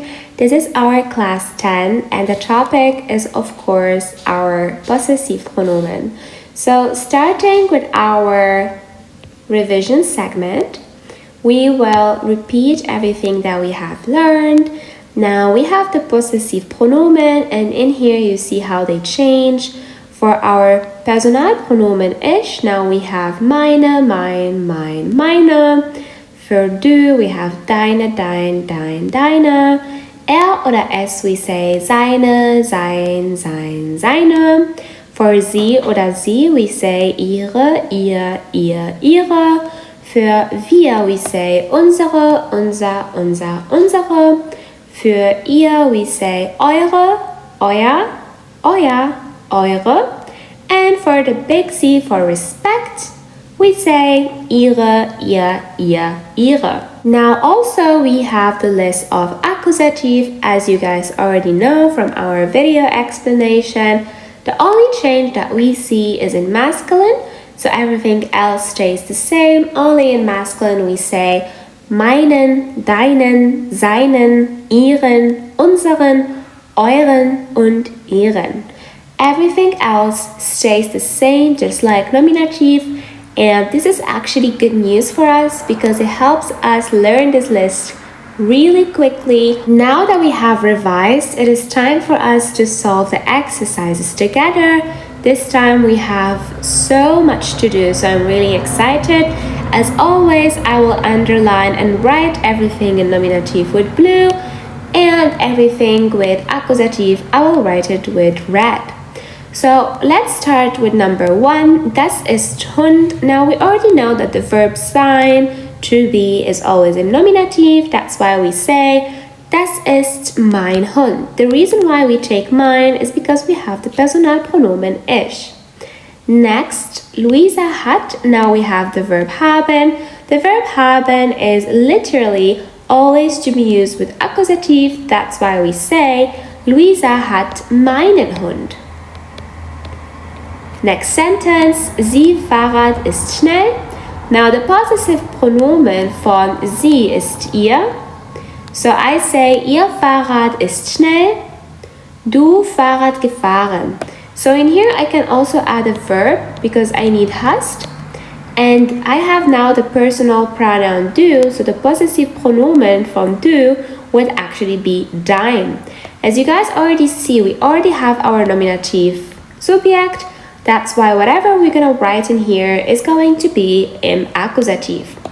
The article of Fahrrad is das, so it stays the same. That's why I write dein. Du hast dein Fahrrad gefahren. Next one, wir, so unser Lehrer ist nett. Wir mögen unseren Lehrer. Right? Number 4, ihr Garten ist groß, so euer Garten ist groß. Für unseren Garten brauchen wir Hilfe. Sie, so also in here, again we need ihr. That's why we say, ihr Auto ist schnell. Du fährst ihr Auto. However, this one needs to be in red because it's our accusative, right? We already have our subject, so that means whatever comes after it will be object. Okay, so now that we did number 1 together, how about you do number 2 and 3 alone? Only take 5, maximum 10 minutes, try it on your own, and for the solutions, come back. Now pause the video and try it on your own. Good luck. Welcome back. Now I'll be sharing the solutions. So we already have in here our subject. This means we need an object. Ich sehe meinen Freund. It is also clear because sehen is an accusative verb. Subject, hat deine Nachricht erhalten. Für dich wird seine Nachricht später schnell schreiben. Sie sucht ihr Handy. Sie braucht ihr Handy für die Arbeit. Wir haben unsere Hausaufgaben gemacht. Könnt ihr euren Vater anrufen? So for the number 3, exercise number 3, the solutions are: Das ist ihr Computer. Sie benutzt ihren Computer oft. So in here we say, Hund ist sehr süß. I already actually gave you the solutions. Did you see it? So der Hund is in here, right? And now we're saying, oh, the dog is cute. So this is subject. I wanted to do it tricky to give you the solution and see if you would still know it. If you still wrote ihr, then you're good. Ihr Hund ist sehr süß. Perfect. Ich füttere. What do we do in here now? Should we just write ihren or ihr? Perfect. Ich füttere ihren Hund. So ihr is the possessive pronoun from sie. However, that was the last one I wanted to trick you. If you wrote ihr, then it's wrong because we have der and der becomes den in accusative. That's why we write ihren. If you wrote ihren, then I'm proud of you because you did everything correctly. This was it for our revision and exercises segment of our class 10. For more exercises, you find the QR code on the screen so you can get your book right now. Good to see you back. I'm sure that you have rocked the exercises and I hope that you solved everything correctly. If not, then repeat this video and watch it again to speak better German. To further conquer your voice, I'll see you in our next class. Welcome to our class 11 and 12. This is where all the hard stuff will just begin. And our topic of today is, first of all, what is accusative? What are the prepositions with accusative? And what the heck are Lokalpräpositionen? So in this class, we will learn all about this. And before starting, I just want to say how proud I am of you for being right now here and watching and making your dream to speak German a reality for yourself. High five yourself and be proud. We still have only 3 classes after this and you will have achieved the level of A22 German grammarly speaking. Now, when we talk about accusative, I have already told you many times before that it focuses on the object. That's why we see a change of possessive pronomen, we see a change in Personalpronomen, and we also see a big change in the articles. So as you know, our nominative articles are der, die, das, and die for the plural. However, in accusative, we have die für feminine, for example, die Frau, den Mann, das Kind, die Kinder. So we see a big change in der. Der is now den. This is very important for you to know, and I am sure that you have already heard it by now in all of the exercises and in all of the classes we had before this class. So my question will be, was ist Accusativ? Why do we have it? What is it? Now, Accusativ is really just eine Ergänzung zu unserem Satz. So it's just like an addition information to our sentence. And we need it to say what we did, where we went, what we bought, stuff like that. That's why we always associate accusative to objects. We actually have two sentences that will make this clearer, so let's see them right now. When I say, ich kaufe den Keller oder ich sehe den Mann, now it is clear in this that I already have a subject, right? When I say, ich kaufe den Keller, I am the subject, and den Keller is here the object. I mean, it's pretty clear. We have this in any language, right?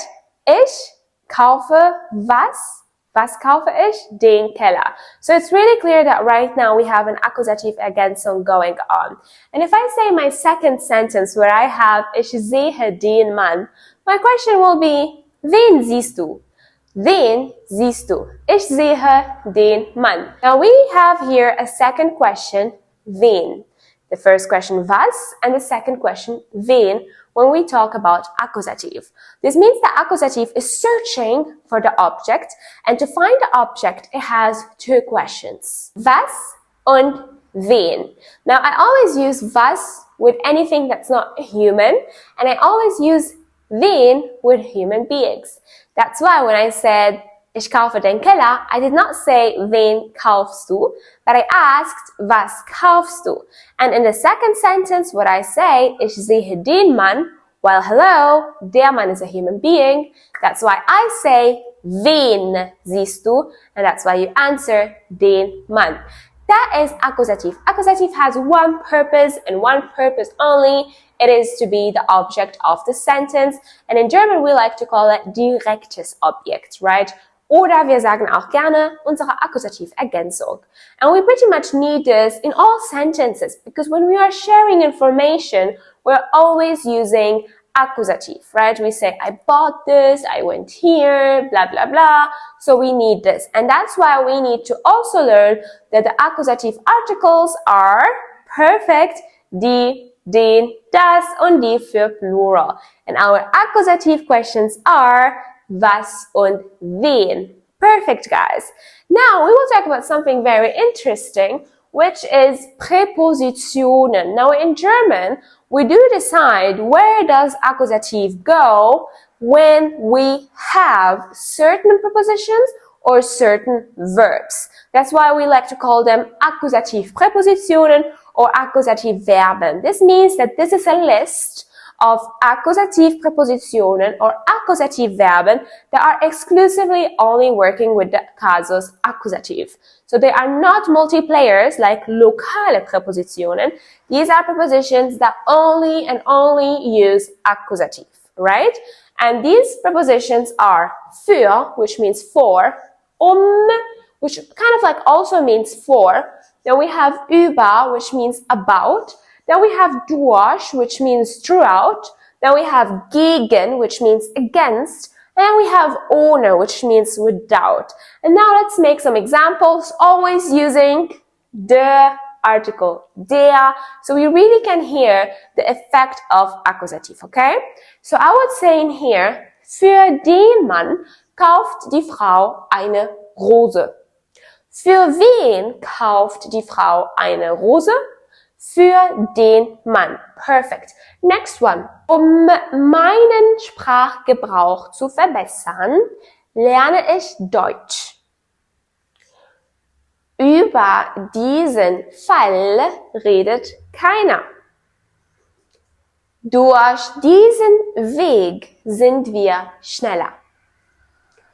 Gegen diesen Mann ist keiner. Ohne diesen Politiker würde man das nicht schaffen. So in here we had our examples to these prepositions. For me, it is only important that you keep in mind that these prepositions are always with accusative. And in all of our courses, be it digitally like this course or our online courses where we are teaching live, or also in all of our books, we always talk and refer to these accusative prepositions as our abbreviation, which is food go. Now, the abbreviation food go has all of these prepositions together, and it keeps them together so you don't forget them. As you can see, it is pretty much here, F-U-D-G-O, food go. That's how we always memorize them, so that you have a blessed life while learning and talking German without thinking 10,000 times. And now we will go to something very exciting called lokale Präpositionen. So, as if it were not enough, accusative also has another question it answers, and that question is wohin. Now, the question wohin is very interesting because when we translate it to English, it literally means to where, right? And then we have another question which is wo, but the question wo really just means where. So do you hear this? To where versus where. There's a big difference, right? To where, where. Now the difference in here is to where, as you guys can hear, it has the preposition to, which means we actually have some action, movement. And where means there is no action, there is no movement. We are just where we are right now. Okay? And the question wo actually answers the casus dative. This is a casus that we will not do in this course because it belongs to the B11 level. So right now, being that we are just from an A11 until a A22 level, we will just focus on the stuff that we need in those levels, right? I don't want to confuse you, but I will somehow talk about it slightly so you understand the difference. Now, dative is always used when you have no action, right? No action at all. However, accusative is used with action. And that's why when we have the question wohin, we are talking about action movements. Let's make some examples. You ask me, to where are you going? And now I take the lokal Präpositionen. For example, I take auf, right? And then I answer, ich gehe auf die Arbeit. I'm going to work. Ich gehe auf die Arbeit. Now we actually have many lokale Präpositionen. We have auf, in, bei, zu, nach, and so on. And these lokale Präpositionen, they help us understand whatever that I am doing right now. Is it something that requires action, so accusative, or is it something that requires no action, so it is dative? Okay? We actually will learn all about this in our, revision and exercises segment, where first of all, you will do some exercises to the topic, was ist Akkusativ überhaupt? And where I will be explaining to you in greater detail lokale Präpositionen as well as doing some exercises together. Are you excited? Then let's go and dive into it right now. Hello du, hello you, and welcome to our revision and exercises segment. If you like this lesson, remember to write your review right now on the platform you're watching on. Welcome to our revision and exercises segment. This is class 11 and 12, and our topic right now is accusative, especially the prepositions in accusative and the question wohin. So, as we have already established in this class, accusative is always searching for our object. That's why it answers the question wen und was.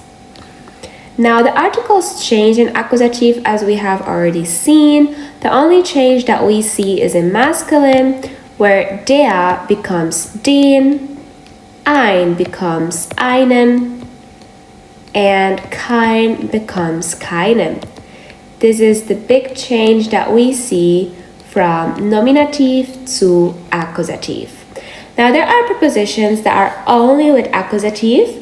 These prepositions, we always abbreviate them in the abbreviation FÜRGO. F is for für, U is for or über, D is für durch, and G is für gegen, O is for ohne. Now, this will be actually the time for us to do some exercises, so let's start. So this exercise is going to only use nur Accusative Foodgo. I would find it better for you if you do the exercises first on your own and then you come back to see the solutions. So pause the video right now, do it on your own, time yourself for max 10 minutes and come back for the solutions. Hi and welcome back. I will share the solutions now with you. Lieber Hannes, ich schreibe dir, mich für deine Unterstützung bei meinem Umzug zu bedanken. Ohne deine Hilfe wäre es nicht so einfach verlaufen. Wir haben den Transporter gemietet, meinen Tisch zu transportieren und ich schätze deine Zeit und Mühe, diesen Tag für mich freizunehmen. Du hast mich beim Einpacken, Tragen und Auspacken unterstützt. Ich bin wirklich dankbar für deine Freundschaft und deine Großzügigkeit. Du hast mich auch daran erinnert, eine Versicherung für den Umzug abzuschließen, was sich als klug erwiesen hat. Ich freue mich darauf, dich wiederzusehen. So as you guys can see in here, we have certain prepositions that are in Foodgo, which for example, ohne, für, and so on, that require us to use the accusative cases. And this example was a little bit, more difficult because right now you're also using possessive pronomen, and this is really good as a revision of the last topic we did in class 10.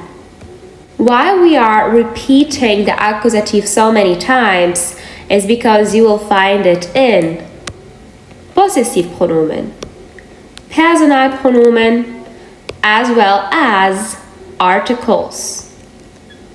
This is why we need to conquer our voice when it comes to the accusative, and that's why we really do it deeply and intensely in all areas it is needed.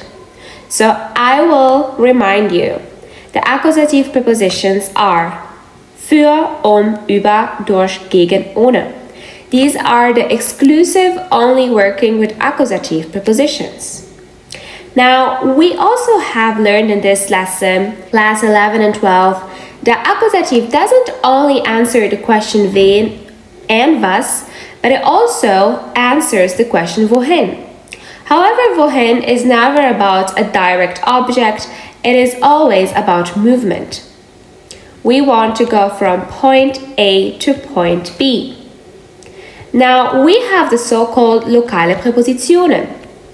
And I would like to explain to you that these lokale Präpositionen can be used with accusative as well as in dative. Now, dative is a casus that we did not do in this course because it really belongs to a B11 level. However, I will still try to explain to you that wohin means to where, so you have movement, and dative answers the question wo, which is about no movement. So when I say, for example, I am in the train, there is no movement. In fact, I would say ich bin in dem Zug. Why do I do this? Is because there is no movement. My question in here is wo. This is what dative answers. However, accusative really answers for us the question wohin, to where. In fact, you would ask me, where are you going? And I would say, I am going to the supermarket. Then I say, ich gehe in den Supermarkt. If we compare number 1 and number 2, we will see that accusative has movement I am still going, I am on my way. And dative means that I'm already there, so there is no movement at all. This is the difference between dative and accusative. Now, why we are talking about dative is because the local prepositions sometimes can be shady. And even though we are working with the question wohin, we need to use the articles from dative. Let me show you what I mean. These are the only local prepositions that we need for the question wohin. And the thing is, in can be used with dative or accusative, but nach can only be used with dative, as well as zu, as well as bei. So this is what we mean with exceptions, Ausnahmen. So we are still talking and using and meaning movement, but we have to use these prepositions with dative. That's why we will have to know the dative articles. Now, die feminine is in dative der. For masculine der becomes dem. Und für neutral das becomes also dem. So der oder einer, dem oder einem, und dem oder einem. And if we go to Negationsartikel, we will say keiner, keinem, keinem. For the plural, die is now den. Okay? Those are the basics that you should know about dative, so we can use them for our wohin question. So if we want to say we are going to school, ich sage, ich gehe zu der Schule.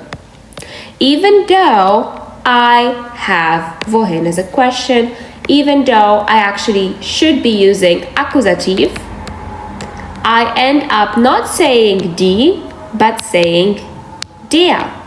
Why? Because zu is a dative preposition only, just like nach and just like bei. Good news are that in and auf can be used with accusative, so you can use the articles of accusative, which are die, das, die, and plural die. Let's see it in some exercises. Let's do these together because you will be needing help. So the article of Supermarkt is der. However, because we have the dative preposition zu, we need to say dem. So we say, ich gehe zu dem Supermarkt.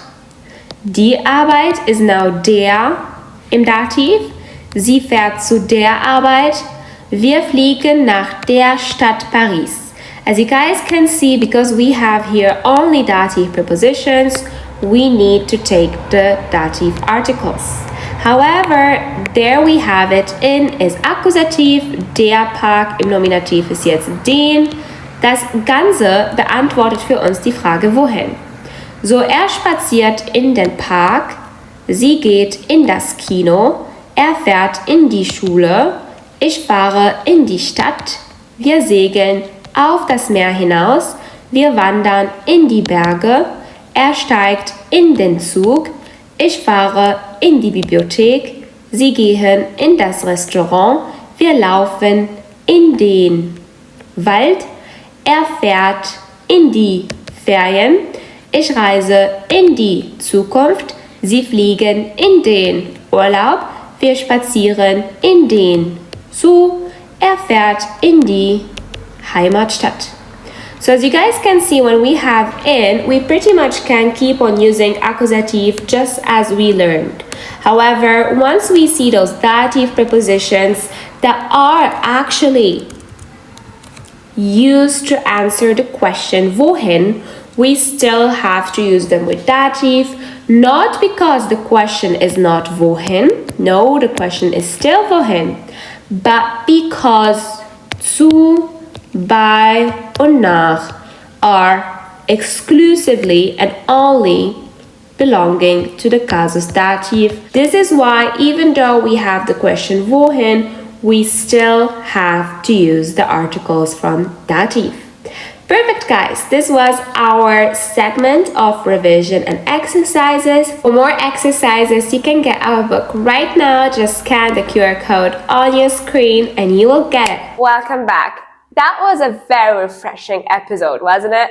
I mean, when it comes to dative, accusative, It is really mesmerizing, all the stuff that you can learn. It never seems to end. And this is why German is a kind of like hard language, but that's why we're trying our best to make it with this digital course easier for you. Now, do not hesitate to rewatch this episode if you have more questions, and I will see you in the next one where we will go deeper and deeper, talking all about Relativsätze im Nominativ. So excited to see you there. So click on the next video and I will see you in class. Hello guys, and welcome to our class number 13. And we are learning everything that we need to know about Relativsätze im Nominativ.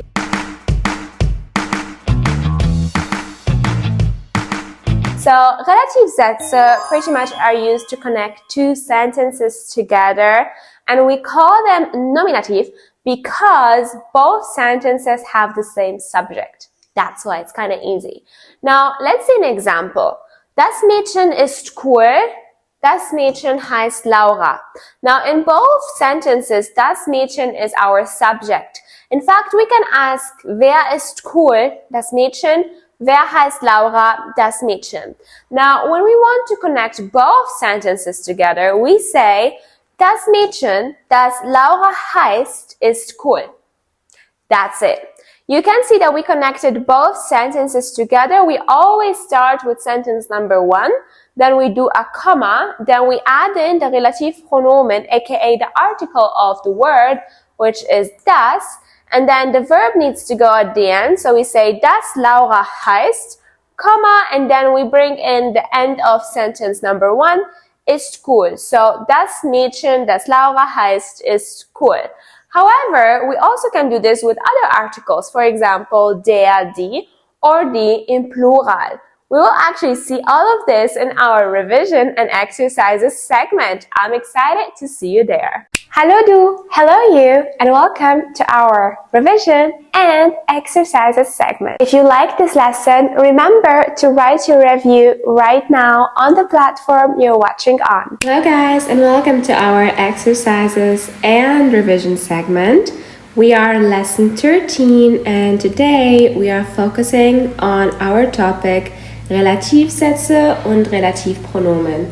Keep in mind that the page you see right now is from our grammar book, and we are on page 105 if you have the book with you, be it on print or digitally. If you don't have the book, this QR code you see right now will lead you to our store where you can buy it right now. Okay, so let us start together with some reading. So Relativsätze und Relativpronomen. You have already watched our video explanation. Now we're gonna start our revision. Definition. Ein Relativsatz ist ein Attribut im Nebensatzform, durch das ein Bezugswort im Hauptsatz genauer bestimmt wird. So this is just grammaristic explanation.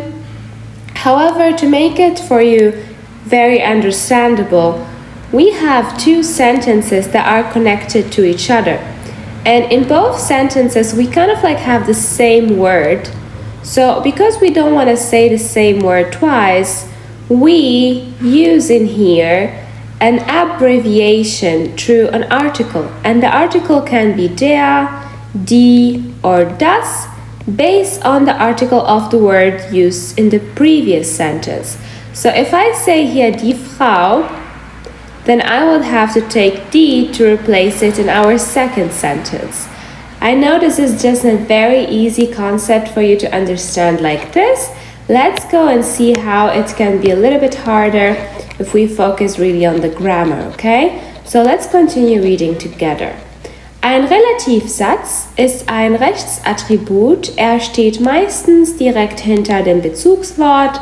Ein Relativsatz beginnt mit einem Relativpronomen und hat immer das Verb auf der letzten Position des Satzes. So, let us see some examples, okay? Wo ist das Mädchen? Where is the girl who you wanted to introduce me to? Wo ist das Mädchen, das du mir vorstellen willst? So, right now we have just one sentence, okay? But in reality, this one sentence, is based on two major sentences. So the first sentence would be, wo ist das Mädchen? Right, just like the first one. Where is the girl? Wo ist das Mädchen? And the second one would be, das Mädchen willst du mir vorstellen? Right? Willst du mir vorstellen? So the girl you want to show me, introduce me to, right? As you can see in here, we have 2 times das Mädchen. So this is what I told you before, is that you have the word in both 2 sentences, and now you want to use only one sentence, right? You want to verbinden, you want to connect the 2 sentences together and make sure that you have one sentence that has the same meaning as both sentences separately. The same meaning should stay even though you're joining both sentences together. So because in here you have das Mädchen and here you have das Mädchen, dein Bezugswort, now the word that you're referring to in both sentences, is das Mädchen. And now what we do is we have to take this away, this question mark, and we can take the 1 and 2 also away, okay? And then we start connecting. So we say, wo muss ja groß sein, ja, Anfang des Satzes. Wo ist das Mädchen, Komma, das Mädchen willst du mir vorstellen. So as you can see in here, if I connect them with just a comma, I still have the repetition of Mädchen 2 times. So what I do is I take Mädchen away, and I write das Klein because I have a comma before it. And now with das, I mean the girl. So das right now is working as an abbreviation, or better said, as einem Ersatz. So really as a replacement of the word Mädchen. And now I say, wo ist das Mädchen, das willst du mir vorstellen? Now, as we already read in here, ein Relativsatz beginnt mit einem Relativpronomen. So Relativpronomen in this case will be das. This is our Relativpronomen. Relativpronomen ist das. Und hat immer das Verb auf der letzten Position. As you can see in here, the verb is not in the last part of the sentence. So willst must be actually, auf Deutsch sagt man verschieben, verschoben, also verschieben ist das Verb, verschoben ist Partizip 2.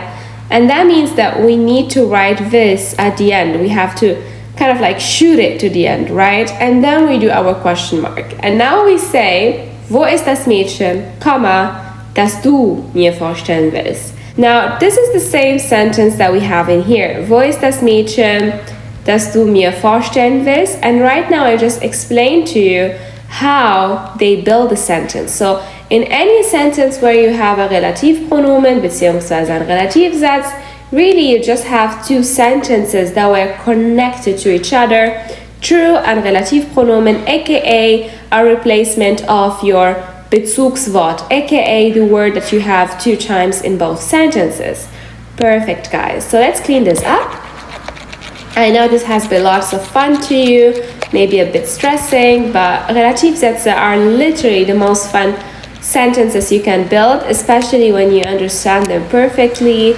They can help you speak better German, sound way eloquent, and really it's just how the native talk. So once you have this skill, you sound just like a native. Let's do the second one. Im Hotel gibt es 2 Männer, die Männer, also die, ihre Zimmerkarten verloren haben. So in here, if we want to split them in 2 sentences, the first one would be, im Hotel gibt es 2 Männer, and the second sentence will be, die Männer, right, haben, verb second position, ihre Zimmerkarten verloren, Punkt, right? This is our 2 sentences split up. However, we want to keep just one, so we can use a Relativpronomen, aka die, get the verb at the end, and there we have it, Relativsatz. Im Hotel gibt es 2 Männer, die ihre Zimmerkarten verloren haben. Now number 3, in here we have it in accusative, guys. I mean, you can see clearly that suddenly we have den. I will not explain this because this is the next lesson. First, let us just have the nominative, okay? So let us just focus on the nominative right now. Those are our Relativpronomen im Nominativen, der, das, die und die, okay? Accusative and all others, you can see them in here. We don't do them right now. Our level is still A11 until A22. So we just really focus on these ones. Der, das, die. This is our Relativpronomen to build up our Relativsätze im Nominativ. Sure, you're confused and you're thinking, but wait a minute, what do you mean? What are these, right? Well, let me show you in here with some examples. Now, I say, das Mädchen, okay? Das Mädchen ist schlau. This is my first sentence. And then I say, das Mädchen heißt Senja. Ja? Dann sage ich, okay, ich möchte jetzt beide Sätze verbinden. Ich brauche erstmal ein Relativpronomen. Right? So I look at both sentences and both sentences are in the casus. The casus of these sentences is nominative. Why? Well, this should be very clear now if you watch all the series with us and you learned with us. Because das Mädchen is both, in both sentences, it is the subject, Subjekt. In fact, the question in the first sentence will be, wer ist schlau? And in the second sentence, it will be, wer heißt Senja? Yeah? So as you can see, we have both sentences in nominative. This is very important because we are building a nominative Relativsatz. So our Relativpronomen is based on the gender of das Mädchen, the gender of the word, not of the person, but the gender of the word. As you can see, the gender of the word is das, so my Relativpronomen will be das. And this is what we mean with here. When I say, oh, this is our Relativpronomen im Nominativ, this is what I mean with it, der, das, die, because we're just taking the articles, literally we're just taking the bestimmte Artikel im Nominativen and we use them as Relativpronomen. Now you can see that they change a lot in Genitiv and Dativ, but that's not important for now. We can like literally forget this if we want, but just see how they change to keep in mind that yes, there is a difference. However, all the nominative stays the same, so we can use them, right? It's easier that way. Okay, so let's make some examples. Now we want to connect both sentences in one sentence. We will say das Mädchen. So keep in mind the first sentence always stays the same. So das Mädchen ist schlau, right? I can write it like this, but there is one little catch, and that one little catch is unser Bezugswort Mädchen nachher muss immer Relativpronomen kommen. So I cannot build it like this. Why? Because I always need, after my Bezugswort Mädchen, I need my Relativpronomen. So it will be das. Das Mädchen, das. And when I write das, I am already connecting the second sentence. So I will say, das Mädchen, das Senja heißt. See, verb at the end, comma. Now I need the other verb, ist schlau. So why do we do this like this? Why is it that complicated? The truth is, what happens is that the first sentence is split up in two parts. So the first part is das Mädchen and the second part is schlau. This is unser Hauptsatz, main sentence. However, since we are adding also a second sentence, which gives us more information, so our Nebensatz, we need our Nebensatz, aka unser Relativsatz, to come in the middle. And why this is very important for it to come into the middle is because mein Wort, das Mädchen, danach, after the Bezugswort, after the main word that is repeated both in the two sentences, I need my Relativpronomen. So my Relativpronomen needs to follow mein Bezugswort. Of course, we use Komma and then unser Relativpronomen, zweiter Satz und Ende vom ersten Satz. Okay, let's make another example. Let's see if we understand this correctly. And I'll be giving you some time so you can build the Relativsatz on your own firstly. And you can just pause the video, think about, hey, what should I do? Okay, so these are our two examples. Please pause the video right now and try them on your own. Try to get both sentences in one sentence. If you continue watching, I'll be giving the solutions right now, so please, if you don't have your sentences, pause the video right now and get them first. Okay, welcome back. The solution, Lösung of the first sentence is die Frau, Relativpronomen, die glücklich ist, second sentence, Verb am Ende, kauft, Verb following the first verb, eine Tasche. Die Frau, die glücklich ist, kauft eine Tasche. Second, der Mann, Relativpronomen, der sportlich ist, second sentence, Verb at the end, next verb, mag Sport. There you have it, guys. This is how you build Relativsätze im Nominativ.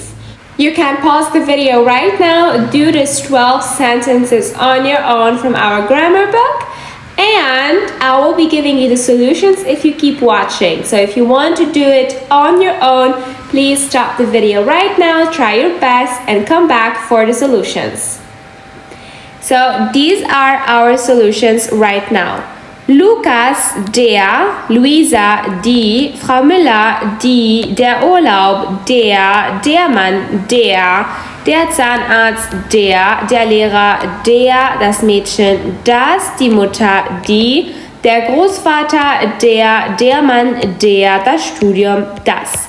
These are the solutions, let's read them now. Lukas, der nur 12 Jahre alt ist, hat schon seine eigene Firma. Luisa, die blonde Haare hat, ist jetzt in der 7. Schulklasse. Frau Müller, die seit Jahren verheiratet ist, lässt sich scheiden. Der Urlaub, der eine Woche gedauert hat, ist sehr interessant gewesen. Der Mann, der als Unternehmer arbeitet, ist in mich verliebt. Der Zahnarzt, der immer eine sehr gute Beratung anbietet, ist gestorben. Der Lehrer, der gerne viele Hausaufgaben gibt, ist ledig. Das Mädchen, das gerne Eis isst, hat viel Gewicht verloren. Die Mutter, die 2 Kinder hat, ist extrem beschäftigt. Der Großvater, der Multimillionär gewesen ist, fährt gerne Fahrrad. Der Mann, der sehr gut Volleyball spielt, ist auch Milliardär. Das Studium, das viele machen, ist kaum wichtig. So, as you guys can see, the Relativpronomen im Nominativ are always der, die, das, because we are having the same subject in both sentences. I'm so excited that you guys learned with us today in our Lingua Boss digital course with our exciting exercises, and keep on going. Give your best to learn German, and I am so happy that you're conquering your word and learning how to speak better German. Welcome back. I'm so happy to see how the exercises have cleared your mind with all of this grammar that never ends. But I'm also excited to see you in our next class, where we will be talking about Relativsätze, but this time im Accusative. See you there. Welcome to our class number 14, where we will be talking about Relativsätze, this time in Accusative.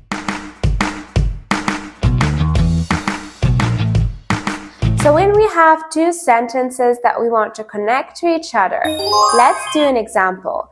I say, ich sehe den Mann, and then my second sentence will be, der Mann ist freundlich, right? Now I would like to connect these two sentences to each other and pretty much build a main sentence built by both of them. We already learned to do this in our last class when we have two sentences and they are both im Nominativ because they both have the same subject. However, this time, when we are building Relativsätze im Accusative, we will find out that maybe in one sentence the word is a subject, however, in the next one it is an object. And now that I explained this, I think you can hear it by the examples that I just gave. In the first example, I said, ich sehe den Mann. And in the second example, I said, der Mann ist freundlich. Now, der Mann is subject in my second sentence.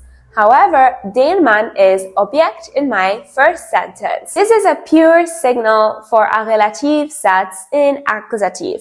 In fact, when I connect them both, I have der Mann, den ich sehe, ist freundlich. Now you can see how we connected both sentences together and built a main sentence, even though both words, den Mann and der Mann, had different roles in each sentence. This is how we build Relativsätze im Accusative. Let's do a second example. I say, der Rock ist teuer. And then I say, ich kaufe den Rock. Right? So in the first sentence, der Rock is pretty much my subject. In fact, my question would be, was ist teuer? Der Rock ist teuer.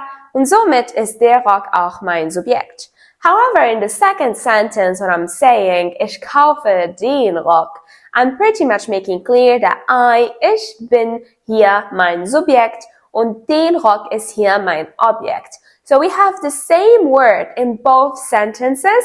However, in the first sentence, it is now subject, and in the second sentence, it is now my object. And this is also what we said to be a pure signal for a Relativsatz im Accusative. Now, when we want to connect both together, we say, der Rock, den ich kaufe, ist teuer. That's exactly how you build Relativsätze together. Are you excited to know more and to try some on your own?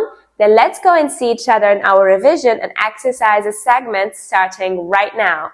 Hello du, hello you, and welcome to our revision and exercises segment. If you like this lesson, remember to write your review right now on the platform you're watching on. Welcome to our revision and exercises segment for our digital course sponsored by lingabus.com from A11 till A22 level. So this is our class number 14. And our topic today is Relativsätze und Relativpronomen. Last time we learned all about Relativsätze and Relativpronomen im Nominative. This time we will be focusing on Accusative. So you have already watched our explanation in our video. Let's do a small revision segment and then hit it up with some exercises. So last time we actually stopped here by der Mantel because I told you that this is im Accusative. Now, if you read it, you will understand why. Der Mantel, den du anhast, ist eine limitierte Auflage. So last time when we learned all about Relativsätze im Nominative, we actually learned that both of the sentences have the same subject. However, guys, it is pretty clear that in this sentence we have two different subjects. Now, let me write it maybe here so you can really see it. The first sentence is, der Mantel ist eine limitierte Auflage. Okay, so this Mantel is some kind of first edition, limited edition, right? And the second sentence says, du hast den Mantel an. So in the first sentence, we are saying, wow, this Mantel is limitiert. So the subject is, was ist limitiert? Was ist eine limitierte Auflage?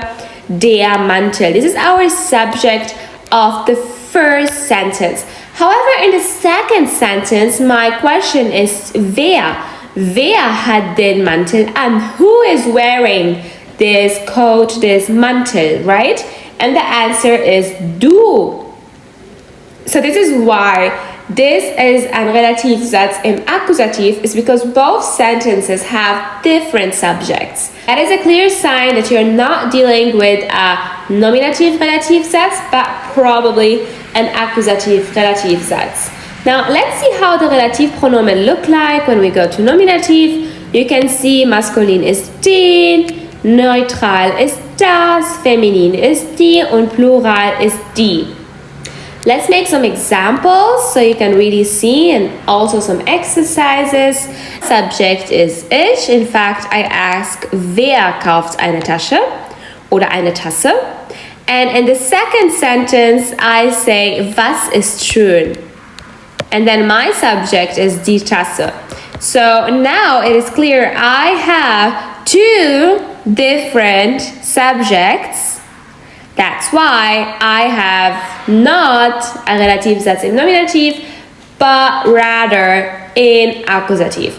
And it is an accusative because my Bezugswort ist immer eine Tasse. So my Bezugswort is not the subject, but the object. And now if I want to connect them both, I have to connect them with Tasse, because that's the word that is 2 times repeated. So I say die Tasse, Komma, die ich kaufe, Komma, ist schön. Super easy, right? Now it is clear, as I already explained our last segment of exercises and revision all about Relativsätze im Nominativ, we have to take unser Relativpronomen right after unser Bezugswort, and we have to connect both with a comma. And then the second sentence comes in, verb at the end. This first sentence is added, verb at the beginning. Let's do another example with 1 and 2. Let's say, ich schreibe eine Geschichte. And then I say, die Geschichte ist lang. So as you guys can see, Relativsätze im Accusativ are always pretty much connected with the same object, right? And it does not mean that the second sentence Geschichte ist ein Objekt. Nein, es ist pretty much Subjekt. But it is always connected through a word that is in both sentences. But in the first sentence it is made the subject, but then in the second it is object. And that's a clear sign this is a accusative Relativsatz. Now I say probably because they can either be accusative or dative or genitive. However, we're just writing now and learning all about accusative, so that's why I'm saying that it's accusative only. Now let's connect both. We can say die Geschichte, right? Komma, die ich schreibe, Komma, Verb ist lang. There we go. Die Geschichte, die ich schreibe, ist lang. Super easy. Now let's do an example where we have masculine, because I know lots of people, especially new German learners, are always a little bit confused when it comes to masculine. They'd be like, oh, I don't get this, it's hard, blah, blah, blah. But super, super easy. So let's do number 1. We can say, der Mann ist groß. Beziehungsweise, if we mean that he's tall, right? Der Mann ist groß, der Mann ist groß. And the second one, ich kann sagen, ich mag den Mann. I like the man. I like this tall man, right? Now, what happens is, in the first sentence, der Mann is Subjekt. However, in the second sentence, it is Objekt. So, this is a clear example of not nominative. Because not both of them are Subjekt im gleichen Satz. No, we have actually one time Subjekt, one time Objekt. And because the Objekt is im Accusativ, you can see it's den Mann, not dem Mann oder des Mannes. That's why I say, hey, this is an Accusativ Relativsatz. And now I want to connect it to each other, so I say, it always makes sense to start with the first sentence. Der Mann, den ich mag, ist groß. Easy, right? So easy. Der Mann, den ich mag, ist groß. Perfect, easy, super, super, super easy for us to understand. Okay, so let's see now how good you understand these examples. I'll be giving you some exercises from our grammar book. Keep in mind, I am on page 107 if you have the book with you, so you can do them. And for the exercises, please stop the video right now, give yourself 5-8 minutes, solve them, and come back for the solutions. Welcome back. Now I'll be sharing the solutions, so if you're not ready, do not watch. If you are, then watch. Der Mann, den du magst, mag dich auch. Der Verkäufer, den du gesehen hast, ist sehr erfolgreich. Der Pilot, den wir begrüßt haben, ist noch tätig. Das Mädchen, das du gerade ansprichst, ist seine Tochter. Das Auto, das du neu gekauft hast, ist schick. Das Abendessen, das meine Schwägerin uns gekocht hat, war eklig. Die Frau, die du liebst, kauft gerne ein.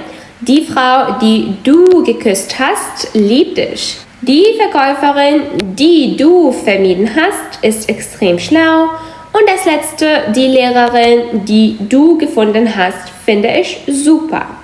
Now, as you guys can see, we always have an accusative verb, right? Mögen, sehen, begrüßen, ansprechen, kaufen, kochen, lieben, küssen, vermeiden, finden. Those are our accusative verbs, and we use them because they always need an object, be it a person or something that does not move, a Gegenstand, and that's why we use them to make our relatives that's kind of like easier to be understood as accusative.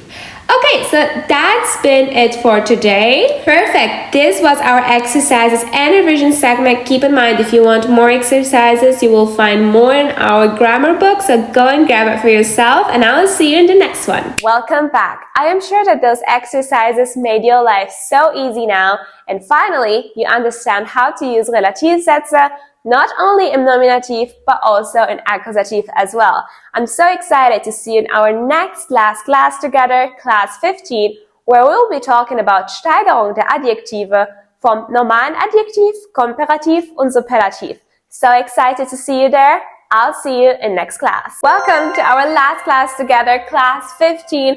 I'm so excited to see how consistent your thrive has been while learning the grammar of the German language from an A11 until an A22 level. I'm so excited to read all of your amazing reviews about this course and see how helpful it has been for you, and maybe it even changed your life in regards of how you found German finally exciting. I know that German can be a very hard language. That's why we made it super easy in this course, and that's why I'm super excited to read all of your reviews. Now we have finally made it to our last class together, class 15, where the topic is all about Steigerung. Let's make some examples. Ich bin schlau. Du bist schlauer als ich, aber er ist am schlausten. Vielleicht ist sie die Schlauste. Right now, you just heard my Steigerungen of the adjective schlau. So my normal adjective, in German we say mein normales Adjektiv, is here schlau. However, when I want to build a comparative, I have to add an er at the end of it. And I have to also add a word called als, which means denn. So I say, ich bin schlau. I am smart. And then I say, you are smarter than me. So to say this, you have to say, du bist schlauer als ich. So right now, you just need to add an er at the end, as well as the word als, and then the other person you're comparing yourself to. And this can be made to say that you're better than someone, or maybe worse than someone, or maybe so good as well as someone is. If you say, ich bin genauso schlau wie du, then you're saying, I am as smart as you. Last part being, if you want to say that someone is the smartest, then you will have to say, ist am schlausten, or ist der Schlauste. So you can either add an am at the beginning and then an sten at the end of the adjective. And so you say, ist am schlausten. Or you can do it a little bit easier, more fun, if you make the adjective become a noun. For example, we have the adjective schlau, but the adjective schlau can become a noun if you add to it an article. You choose this article based on the gender of the person you're referring to. So if you have, for example, das Mädchen, right? Then you would say, das Mädchen ist das Schlauste, and then you would write the S from schlau big because now it is a noun. Let's see more in our revision and exercises segment. I can't wait to see you there and teach you more. Hello du, hello you, and welcome to our revision and exercises segment. If you like this lesson, remember to write your review right now on the platform you're watching on. Hello guys, and welcome to our revision and exercises segment. This is our last class, class 15, and our topic is comparative and superlative. First of all, guys, I am super proud of you that you have stayed so consistent into your German learning journey and that you find yourself in our last class right now. High five yourself. I know how hard it has been for you, and I'm so happy to celebrate this instant moment with you and tell you how proud I am of you right now. Keep it going. German is easy, and I know that you can do it as well. So right now we will conclude our A11 until A22 level, and we will see you actually in the next digital course produced by lingobus.com, where we will be all learning from A22 until B11. I'm so excited to see you in that course. And right now we can focus on comparative vs superlative.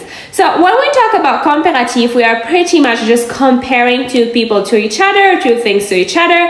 That's why it's called comparative. You're just comparing, so comparison. However, when we talk about superlative, we're pretty much only focused on one thing or on one person and saying how good that person is or how good and great that thing is. So let us see some examples. Now we have always our normales adjective. That's, for example, schön, dumm, schnell. Let's see the examples. We say Perla ist schön, Laura ist dumm, das neue Auto ist schnell. However, if we want to compare, then we need a word that is als, and als pretty much just means then. That's the meaning of als, it just means then. So when I say Perla ist schöner als Luisa, I'm pretty much saying Perla is more beautiful than Luisa. In fact, the er in here helps me build the comparative in German. However, when I go to superlative, I can do it certainly a little bit different. I can either choose I want to say am schönsten or I want to say die schönste. For example, Perla ist am schönsten or Perla ist die schönste. If I want to go to the second route, as we have already learned our video explanation, we have to base the article on the gender of Perla. Now, because Perla is a girl, then I say die. If Perla was a guy, I say der. And if it was just a word with das, for example, das Fahrrad, then I will be saying das Schönste. Even though, I don't think a bike can be beautiful, but hey, everybody got his own taste. Now keep it going with the second example, so we can see that normales adjective is here, Laura ist dumm. Comparative would be Laura ist dümmer als Luisa, and hey. And here we can see that it's a little bit irregular. That's why the U changes to an U umlaut, and we also add the er at the end. And our superlative is either Laura ist am dummsten oder Laura ist die dummste. Again, here we're going with die as article because we're basing it on the gender of Laura, which is feminine. And also in here we can see that this is an irregular adjective because it changes its form once it is transferred to the comparative version or to the superlative version. We can see that the U now is Ü, and that's a clear sign of an irregular adjective. The last is, das neue Auto ist schnell, Komparativ, das neue Auto ist schneller als das alte Auto und Superlativ, das neue Auto ist am schnellsten oder das schnellste. Genau here, we take actually in here das because we are basing it on the gender of the word, which is das Auto, so das, so we have to also write das in here. Perfect. Now let's revise how we build the comparative or the superlative. Now, for example, we just need any kind of adjective in its natural state. That's what we call normales adjective. So, for example, I can take in here the adjective langsam, which just means slow. If I want to build the comparative, then I need to add the er at the end. So I say langsamer. I add the er at the end. This is my comparative. Then I add also als, langsamer als. And if I want to build my superlative, I can do it two ways. I can say am So if I want to go with this root, I say am langsamsten. Or if I want to go with this root, actually up here with superlative, I can also say der, die oder das langsamste. Langsamste. So what do we see in here? We see that we have to write the L bigger. In fact, we can see it up here, that the adjective becomes a noun, ein Nobel, because now it has an article. That's why I write die schönste big, that's why I write die dümmste big, and that's why I also write das schnellste big. This is very, very important. Please don't make the mistake that you forget to write it big. It needs to be written big because now it has transformed from adjective to a noun, zu einem Nomen. Okay, so let's do some exercises together now. Our exercises, you can see them in here. You can see also the explanations and some help before you have to try on your own. Schön, schöner, am schönsten oder der, die das Schönste. Schnell, schneller, am schnellsten oder der, die das Schnellste. Cool, cooler, am coolsten oder der, die das Coolste. Langsam, langsamer, am langsamsten oder der, die das Langsamste. And now we have gemein, gemeiner, and now you have to build a superlative on your own, not only for gemein, but from gemein until gebildet. If you want to do it on your book, remember, you can find this on page 97, 97. However, if you don't have the book, then throughout the QR code that you see right now on screen, you can go to our webpage and purchase it for yourself, be it digitally or in print. Now, if you want to do the exercises, please pause the video right now. If you keep on watching, you will see the solutions. So in here you can see the solutions right now. For gemein we say gemein, gemeiner, am gemeinsten oder der, die das gemeinste. Nervig, nerviger, am nervigsten oder der, die das nervigste. Geizig, geiziger, am geizigsten oder der, die das geizigste. Bedauerlich, bedauerlicher, am bedauerlichsten oder der, die das bedauerlichste. Erreichbar, erreichbarer, am erreichbarsten oder der, die das erreichbarste. Erstklassig, erstklassiger, am erstklassigsten oder der, die das erstklassigste. Ehrgeizig, ehrgeiziger, am ehrgeizigsten oder der, die das ehrgeizigste. Gebildet, gebildeter, am gebildesten oder der, die das gebildeste. Perfect. I hope that you had the same solutions because this means that you understood the task correctly. Now, let's talk about some adjectives that are pretty poorly irregular. That means we need to learn them by heart. Okay, so as you can see in here, this is our list of our irregular adjectives. Let's start with gern. So we say gern, however, in comparative we say lieber. You see a big change? This is why it is called irregular. Let's read them right now so you learn them with the correct pronunciation. Gern, lieber, am liebsten. Gut, besser, am besten. Hoch, höher, am höchsten. Nah, näher, am nächsten. Viel, sehr, am meisten. Groß, größer, am größten. Kalt, kälter, am kältesten. Klug, klüger, am klügsten. Fett, fetter, am fettesten. We're not done yet. Let's see the next slide. Schlecht, schlechter, am schlechtesten. Nett, netter, am nettesten. Edel, edler, am edelsten. Aktuell, aktueller, am aktuellsten. So this has been it for our topic today of our last class together, guys. Comparative vs superlative. If you want more exercises, keep in mind that in our grammar book, you have so much that you can do so you can improve your German and also have fun while you're doing so. Welcome back. And so you have finished our course from A11 until A22. I am super proud of you and I can't wait to see you in our A22 until B11 course, all about a little bit of intermediate grammar of the German language.